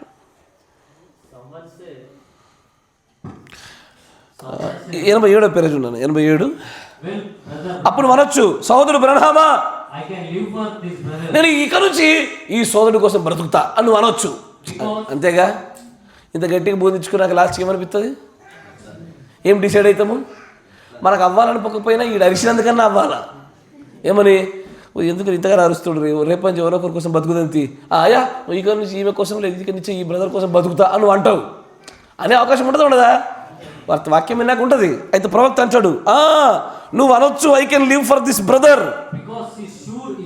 ఆయన చాలా మంచి వ్యక్తి, నమ్మకం కలిగిన వ్యక్తి, విశ్వాసి, మంచి దేవుని చాలా బలం కలిగాడు, భక్తి కలిగాడు, కాబట్టి ఇతడి కోసం నేను బ్రతుకుతాను అనొచ్చు. అట్ట చేయొద్దు. నిన్ను అసహించుకునే మనిషి కోసం బ్రతుకు. నిన్ను చంపే వ్యక్తి కోసం బ్రతుకు. ఇప్పుడు ఈ వ్యక్తులు ఏ అనే వ్యక్తి ఫుల్ భక్తిపరుడు, విపరీతమైనటువంటి దేవుని మీద ఆధారపడ్డాడు, అందరూ హెల్ప్ చేయడానికి ట్రై చేస్తారు. దాంట్లో నువ్వునేం చేసేది ఏముంది? నిత్య జీవం ఏముంది? దేవుడు ప్రవక్త అది కాదు, ఎవడైతే నిన్ను చంపుతాడో వాని కోసం బతుకు. క్రీస్తు ఆయనను చంపు వారి కోసం బ్రతికాడు. ఆయనను ఉమ్మివేసిన వారి కోసం చచ్చిపోయినాడు ఆయన. ఈసారి ఆయన అంటాడు, నేను అసహించున్న వారి కోసం బతకడం మొదలుపెట్టు. అడిగినంటే నచ్చదు, అడిగిన పడదు, ఆమె అంటే నా మాట్లాడలేదు, కాబట్టి వాళ్ళ కోసం బతకవు. అయితే నువ్వేం చేసావు? కంటికి కన్ను పంటికి పన్ను, నీ అనుకూలత సౌలభ్యతను బట్టి మళ్ళీ మేలు చేయడం మొదలుపెట్టావు. ఎప్పటికి నిత్య జీవం రాదు. నిత్య జీవం కావాలా ఇదొక్కటే మార్గము. తర్వాత చూడండి నడిచాడు, అదే ఆయన వారికి చేసాను, వారు ఆయనను చంపెను, ఆయన చనిపోయాను. ఎందుకంటే ఆయనను హింసించి ఉమ్మి ఆయనను బాగా హేళన చేసిన వారిని రక్షించుట కొరకే చనిపోయాను. ఇదే నిత్య జీవము. నిన్ను చాచి తూ అంటూ చూసారా? ఆ సహోదరుడు కోసం బతుకు, నీ మాటలు ఏమాత్రం పట్టించుకోడా, అతని కోసం జీవించు. ఇక్కడే నిత్య జీవం దాగుంది. నీకు అనుకూలమైన వారితో నువ్వు మాట్లాడి, నీకు అనుకూలమైన వారితో నువ్వు సంచరించి, నీకు అనుకూలమైన వారితో నేను ముందుకు సాగుతున్నంతసేపు నేను నిత్య జీవం ముందు అనుకోబాక అంటాడు ఆయన. ఎవరైతే మనల్ని అసహిస్తారో, ఎవరైతే మనల్ని ద్వేషిస్తారో, ఎవరైతే మనల్ని చంపాలని చూస్తారో అలాంటి వారి కోసం బ్రతకడంలో నిత్య జీవం అనేది అదే క్రీస్తు చేశానని ఉంది. ఇప్పుడు నిత్య జీవం కావాలంటే కఠినంగా ఉందా? అందుకే నిత్య జీవ మార్గము ఇరుకును సంకుచితమునై ఉన్నది. కష్టమే, అందరికీ దీనిలో నడుచుట సాధ్యం కాదు. దేవుడి కుమారులు ఖచ్చితంగా సాధ్యమవుతుంది. దేవుడు ప్రజల వరకు ఖచ్చితంగా సాధ్యమవుతుంది. అయ్యా నిత్య జీవం కావాలి అందరూ ఆశపడతారు. నిత్య జీవం ఏమైందో అనుకుంటారు. ఈ భూమి మీద దేవుడు నిత్య జీవాన్ని పెంచాడు. ఆ నిత్య జీవాన్ని పొందుకోవడానికి మార్గాలు ఏర్పాటు చేశాడు. అదంతా తీసుకెళ్ళి ఎక్కడ పెట్టాడంటే మనకి వ్యక్తికి మధ్యలో ఉన్న సంబంధాన్ని ఏర్పాటు చేశాడు. ఆయన అంటాడు, అయ్యి నువ్వు నన్ను వెంబడిస్తున్నావా, నా శిష్యులు అవుతావు. కానీ ఇంకో మాట చెప్పనా, నువ్వు నా శిష్యులు అవ్వాలంటే నన్ను వెంబడించినప్పుడు కాదు, మీరు ఒకరినొకరు ప్రేమించుకుంటే నా శిష్యులు అవుతారు. తనకు శిష్యులు అవ్వాలన్నా కూడా ఆ కొలమానాన్ని వ్యక్తి మధ్యలో పెట్టాడు. ప్రేమను గురించి వ్యక్తి మధ్యలో పెడతా ఉన్నాడు. ప్రతిదీ కూడా వ్యక్తికి మధ్యలో ఉన్న సంబంధం ఏర్పాటు చేశారు. దైవత్వం ఎక్కడ లేదు, తన సంఘంలో ప్రజల మధ్యలోనే ఉంటుంది. ఎదుటి వ్యక్తిని ఎలాగో సహిస్తున్నావు, భరిస్తున్నావు, క్షమిస్తున్నావు అన్న దానిపైనే నిత్య జీవం ఆధారపడినది. That is the perfect eternal life. Eternal life అంటే వర్తమాన పుస్తకం పెట్టుకొని పొద్దంతా చదువు కూర్చొని, పొద్దంతా వర్తమానాలు చెవులో పెట్టుకొని విని, పొద్దంతా ప్రార్థన చేస్తే ఎటర్నల్ లైఫ్ వస్తుంది అనుకుంటున్నావు. ఎటర్నల్ లైఫ్ రావడం కొరకు సిద్ధపడ్డావు, కానీ ఎగ్జామ్ రాయి, పోయి వెళ్ళి ఎగ్జామ్ రాయి. సిద్ధపడ్డావుగా, సిద్ధపడ్డాను ఏం చేయాలా? 10 మంది కోసం బతకడం స్టార్ట్ చేయి. నీ జీవితము, నా బ్రతుకు, నా ప్రార్థన, నా జీవితం, నా యొక్క లైఫ్, నా ఉద్యోగము, నా వ్యాపారము, నీ అన్న బతికేంత కాలం నీలో నిత్యత్వం రాదు. నిత్య జీవానికి మార్గాలు లేవు. ఎదుటోడి కోసం నువ్వు ఖర్చు అయిపోయి, ఎదుటోడి కోసం నువ్వు కరిగిపోయి, ఎదుటోడి కోసం నువ్వు కోల్పోతావు. చూసావా? అక్కడ నిత్య జీవం ఉంటుంది. పౌలు గారు అన్నట్టుగా, శక్యమైతే నా సహోదరుల కొరకు నేను తప్పిపోయినా బాగుండు అని వారి కోసం కరిగిపోతానన్న మాటను మాట్లాడతాడు. అక్కడే నిత్య జీవం ఉన్నది. ఇది సాధ్యం కాదు. అన్ని అంశాలు ఇది కూడా అంశాలాగా మారుద్దామా? నిజంగా శరీరధారిగా మారుద్దామా? మరి మారిస్తే పేదోళ్ళు అవుతారయ్యో, మారిస్తే బాధలు ఇరుకులు ఇబ్బందులు వస్తాయి, చాలా అమ్ముకొని బతకాల్సి వస్తుంది. మీకు అనిపించవచ్చు, ఈ పాస్టర్ దగ్గరికి వచ్చినప్పటి నుంచి స్థలాలు పొలాలు కొన్నదే నమ్ముడుపోయినే ఉన్నాయి సార్. ఈ పరిచయలోకి వచ్చినప్పటి నుంచి రోగాలు ఎక్కువైనాయి మాకు సార్. కాకపోతే నన్ను అడుగు, ఇది తప్పుడు పోదని చెప్తా. వస్తున్నాయంటే రైట్, నువ్వు కరెక్ట్ నిలబడ్డావు, నువ్వు కరెక్ట్ ప్లేస్లో నిలబడ్డావు. వీడికి వచ్చిన తర్వాతనే అప్పులు కావాలా? వీడికి వచ్చిన తర్వాత నువ్వు కరిగిపోవాలా? వీడికి వచ్చిన తర్వాత నువ్వు నేల మట్టుకు నరకబడినటువంటి ధీరత్వంలోకి రావాలా? ఇక్కడికి వచ్చిన తర్వాతనే నువ్వు సమస్తాన్ని కోల్పోవాలా? ఒక రోజున ఇక్కడ తెచ్చుకుంటావేమో, ఇదేం పాస్టర్ ఏనాడు ఆశీర్వదించమని ఇప్పుడు ప్రార్థన చేయడు అనిపించవచ్చు. కానీ ఒక రోజున అక్కడికి వెళ్తావు చూసావా, అక్కడ నువ్వు ప్రశస్త సహోదరుడు అనకపోతే నేను ఖచ్చితంగా చెప్తున్నాను నీకు. అది ఖచ్చితంగా బ్రహ్మంగారి దగ్గరికి బ్రహ్మంగారు హత్తుకొని తర్వాత నా దగ్గరికి వస్తావు నువ్వు. ఓ ప్రశస్త సహోదరుడా, మమ్మల్ని పేదలను చేసినందుకు నీకు ధన్యవాదాలు అంటారు. కరిగిపోవాలయ్యా, ఎదుటోడి కోసం కరిగిపోవాలా. ఏ విధంగా అంటే ఆ విధంగా ఎదుటోడి కోసం బ్రతకడంలో నిత్య జీవం దాచిపెట్టి ఉంచాడు. We need eternal life. ఆ జోయ కావాలి, ఆ నిత్య జీవం కావాలి. అయ్యా, దేవుడి నామంలో ఇచ్చుట వలన కోల్పోయిన వాడు లేడయ్యా. ఆయన ప్రజల కోసం బ్రతకండి, ఎదుటివారి కోసం బ్రతకండి, ఎదుటివారి కోసం బ్రతకండి అని చెప్తున్నప్పుడు అలా బ్రతికితేనే నిత్య జీవము. అలాంటి నిత్య జీవము మీ అందరికీ కావాలా? యథార్థంగా చెప్పండి, నేను ఆమె అనబోతున్నా. అందరికి కావాలా? మీ అందరికి అనుగ్రహించబడును గాక. ఈ అనుగ్రహాన్ని ముందే చెప్పిన, అప్పులు గొప్పలు అన్నీ అయితే మరి కోల్పోతారు మీరుగా, అయినా సరే పొందుకోండి. ఆ కాలం మనకి తెర అవతల గట్టున ఖచ్చితంగా ఆనందపడే గడియలు ఉంటాయి. మన కోసం మనం బతికింది చాలు. మనం బతికితే 50-60 సంవత్సరాలు. ఎస్ఆర్నో సగం అయిపోయిందా? కొంతమంది 60% మీద 70% అయిపోయింది. దయచేసి పక్కల కోసం బతుకుర్రి. సగం కంటే ఎక్కువ నీకోసం బతికి చాలదా? సత్యదాకా నీకోసం బతుకుతావు. ఇంత స్వార్థపరులు అయిపోయినారా? ఎంతకాలం నీకోసం నువ్వు బతికేది? చచ్చిపోవడానికి దగ్గరకు వచ్చేది. ఆ బర్రెల గ్రౌండ్ వస్తే టపాను కూడా రెడీగా ఉన్నాం మనం. ఇప్పుడు గ్రౌండ్ లేదని పోతలేదు. సార్ బర్రెల గ్రౌండ్ సిద్ధపడలేదని పోతలేదు. లేకపోతే గ్రౌండ్ వచ్చిందంటే టపా లేచిపోవడానికి రెడీగా ఉన్నాం. ఇక్కడ రేపు మా పన్నము ఇప్పటికి నాకు అర్థం. ఇంకెంతకాలం నీకోసం బతుకుతావు? ఓ 56,000 బతుకుతావు అన్నప్పుడు ఓ 30-40 నీకోసం అయిపోయింది కదా. ఇప్పటికీ నీకోసం ఆయనకి స్వార్థపరురాలా? 10 మంది కోసం బతుకుదాం. ఇంకా అమ్మో మా పిల్లలు మా జిల్లలు ఎవరు? ఈ చాలు, ఈ స్వార్థాలు ఆపండి. మీకోసం దాచుకొని మీకోసం పెంచి పోషించుకున్న వాటితో మీ పిల్లలను పెంచుకొని ఎదుటోడి కోసం బతకడం మొదలు పెట్టండి. అప్పుడే నిత్య జీవం వస్తుంది. క్రీస్తు అలాగే చేశాడు. ఆయన పిల్లలు తన కుమారులు కుమార్తెలు అలాగే చేయాలా? God bless you. దీని దీవించినాక రెండో భాగంగా దీని తర్వాత చూద్దాం. ఇది చాలా పెద్ద అంశం. ముందుకు సాగిపోదాం, ప్రార్థన చేద్దాం. స్తోత్రము. నిత్య జీవాన్ని మనలో ప్రతి ఒక్కరు పొందుకున్నట్లుగాను ఆ మాటలను నమ్ముటలో, వినుటలోను, విశ్వసించడంలోను, గ్రహించడంలో, ప్రత్యక్షతలను ఎక్కడ లోపం లేకుండా కాపాడబడటంలో మనం అందరం కూడా ముందుకు ఎదిగేటట్టుగా ప్రార్థన పూర్వకంగా ముందుకు సాగిపోదాం. మన మధ్యలో ఉన్నటువంటి సోదరులు సంవత్సరం దగ్గర ప్రార్థన చేస్తారు. అయ్యా, ఈ అంశాన్ని చాలా చిన్నగా తీసుకోబాకండి. నిత్య జీవానికి సంబంధించింది ఇది. ఎన్ని చేసిన నిత్య జీవం లేకపోతే ఏం లాభము? మనం నిత్య జీవం కోసం సమస్తాన్ని అమ్మి కొనుక్కోవాల్సిన దాన్నే. కాబట్టి ప్రార్థన చేద్దాం. స్తోత్రం.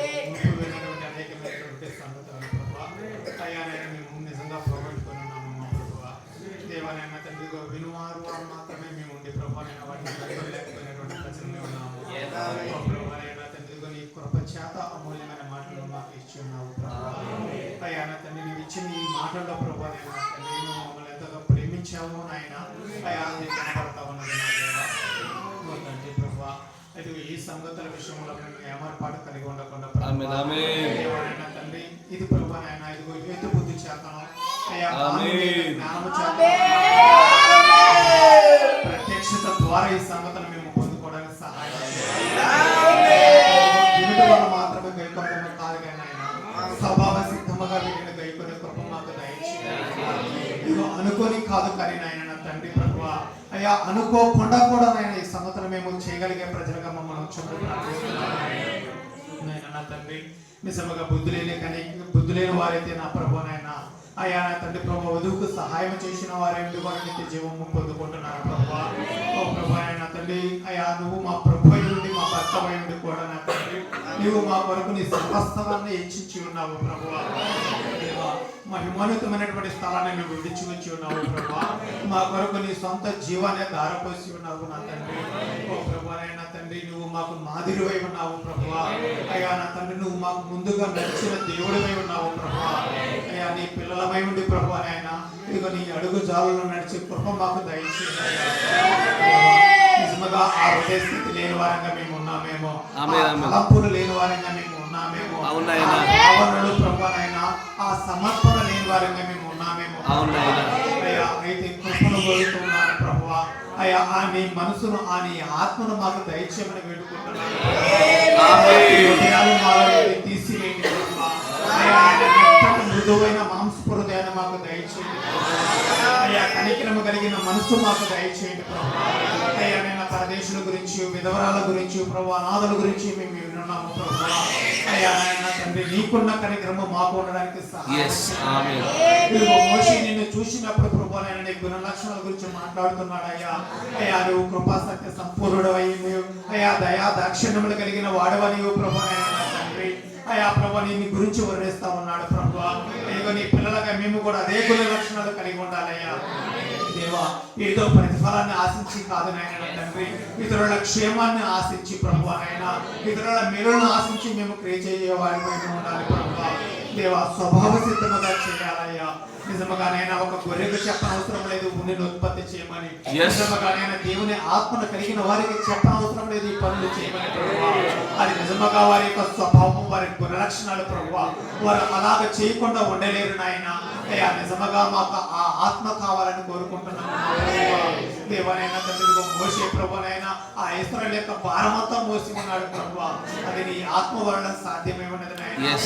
దావీదు నీ హృదయానుసారుడై ఉండటం వల్ల ప్రభు అది నీ ఆత్మ వల్ల సాధ్యమనైనా.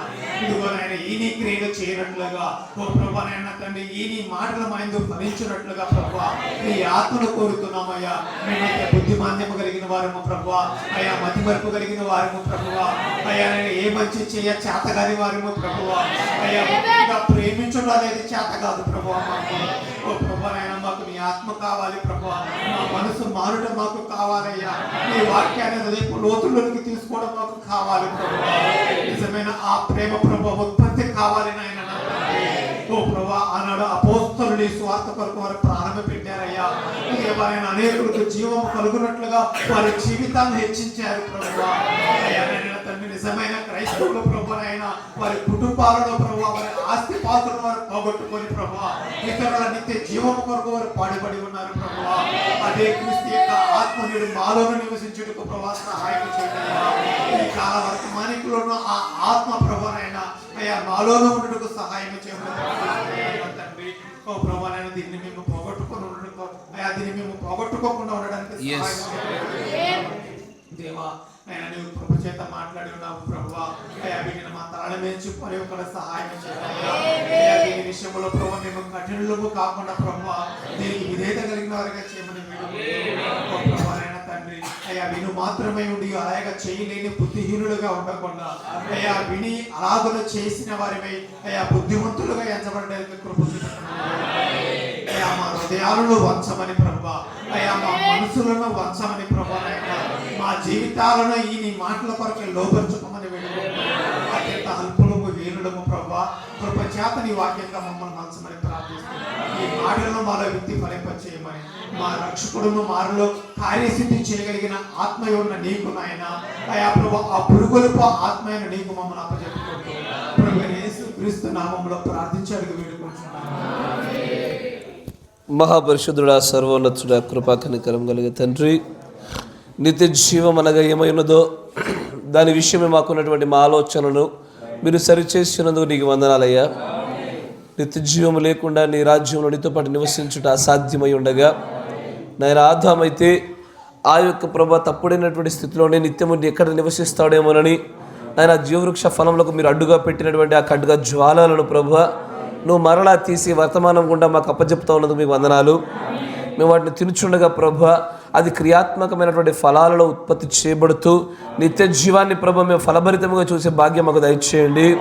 నీ ప్రవక్త ద్వారా నువ్వు సెలవిచ్చిన దాని ప్రకారంగా ఎదుటివారి కోసం నివసించడంలోనే, ఎదుటివారి కోసం జీవించడంలోనే, ఎదుటివారి కోసం ప్రాణములు పోగొట్టుకోవడంలోనే, ఎదుటివారి కోసం సర్వమై ఉండటంలోనే మేము నిజంగా నిత్య జీవాన్ని పొందుకోవడం అయి ఉండగా దయచేసి ఆ గొప్పదైనటువంటి ఆ సమర్పణ జీవితాలలో మా అందరి జీవితాలు మీరు మార్చమని ప్రార్థిస్తూ ఉన్నాము. నాయన ఇంతవరకు మా కోసం బ్రతికింది చాలునైనా, ఇంతవరకు మా కోసం చేసింది చాలునైనా, ఇది మొదలుకొని ప్రభు ఎదుటివారి కోసం నాయన నీ కోసము నీ నామంలో ప్రభుని నువ్వు ఎవరినైతే నిర్ణయిస్తూ ఉన్నావో ఆ ప్రజలందరి కోసము మేము చేసేటువంటి భాగ్యం మాకు దయచేయండి. ఈ బ్రతికేటువంటి ఈ కొద్ది దినాలలోనే మేము అత్యధికముగా ప్రభువ నీ ప్రజల కోసము చేస్తూ నీ కోసము చేస్తూ నాయన ఆ నిత్య జీవాన్ని అత్యధికంగా భారముగా పొందుకునే భాగ్యం మాకు దయచేయమని ప్రార్థిస్తాం. మేము అలాగూ చేయకపోతే ఇదిగో మీలో నిత్య జీవము లేదు అనే మాట నీ ప్రవక్త ద్వారా మాట్లాడినప్పుడు నాయన మేము గత కాలంలో చేసిన తప్పిదాలు క్షమించండి. ఇది నోటి మాటలతో ఒప్పుకొని దీని మరణైనా రేపటితో దీన్ని మర్చిపోయేది ఉండకుండా మా జీవితాలు నాయన ఖచ్చితంగా ఎవరో ఒకరి కోసం బ్రతుకున్నట్లుగా, నీ నిర్ణయాల చొప్పున జీవించినట్లుగా, నీ ప్రణాళిక నీ నామ ఘనతార్థమే మేము అందరం కూడా జీవించినట్లుగా, ఎదుటివారి కోసం మా ప్రాణములు పెట్టే స్థాయిలోనికి మేమందరం ఎదురునట్లుగా సహాయం దయచేయమని ప్రార్థిస్తాం. ఈ చిన్న సంఘం చిన్న మందరం కూడా మీరు జ్ఞాపకం చేసుకోండి నాయన. నేను ఆశించిన దానికంటే వీరితో ప్రభు ఈ యొక్క ప్రత్యేకమైనటువంటి ఈ సంభాషణ జరిగించడానికి మీరు ఇష్టపడి నాలో పెట్టిన ఈ తలంపును ప్రభు బయలుపరచడం మీరు కృప చూపిన మీకు వందనాలు. దయచేసి నాయన నీ ప్రేమైన పిల్లలు కూడా జరగలేని ప్రేమ విధులు మీరు తోడుగా ఉండండి. అంతేకాకుండా ప్రభు మేమందరం కూడా తిరిగి మా యొక్క ప్రయాణాలు చేయబోచుండగా నీ కాపుదల భద్రతలో ఏ విధమైన ఇరుకు ఇబ్బంది ప్రమాదాలు సాతాను తంత్రాలు పనిచేయకుండా నీ దూతల యొక్క కావలిలో క్షేమంగా మా గమ్యస్థానంలో చేరే భాగ్యం మాకు దయచేయమని ప్రాముఖ్యంగా ప్రభు దేవకుమార్ సహోదరుడు విచిత్కి అప్పగిస్తా ఉన్నాను. కుమారుడు యొక్క బాధ వేదన నీపైన కలిగిన విశ్వాసము నీపైన వారు ఆధారపడినటువంటి తీరు సమస్యను ఎరిగిన వాడవయ్యా. దయచేసి మీరు క్షమించి ఆ కుటుంబ పరిస్థితి అంతని మరలా తిరిగి కట్టమని వారు మారు మనస్సును పొందుకొని తప్పిపోయిన కుమారుడు వల్ల తిరిగి వచ్చి తమ స్థానాల్లో తమ నిలబడి నాయన నీ యొక్క రక్తంలో మరలా తమ పాపాలన్నీ కడుక్కునే భాగ్యం దయచేయమని ప్రభు అయిన యేసుక్రీస్తు నామములో ప్రార్థన చేయుచున్నాము. ఆమేన్. God bless you. దేవుడు మనందరిని దీవించును గాక. ఆమేన్.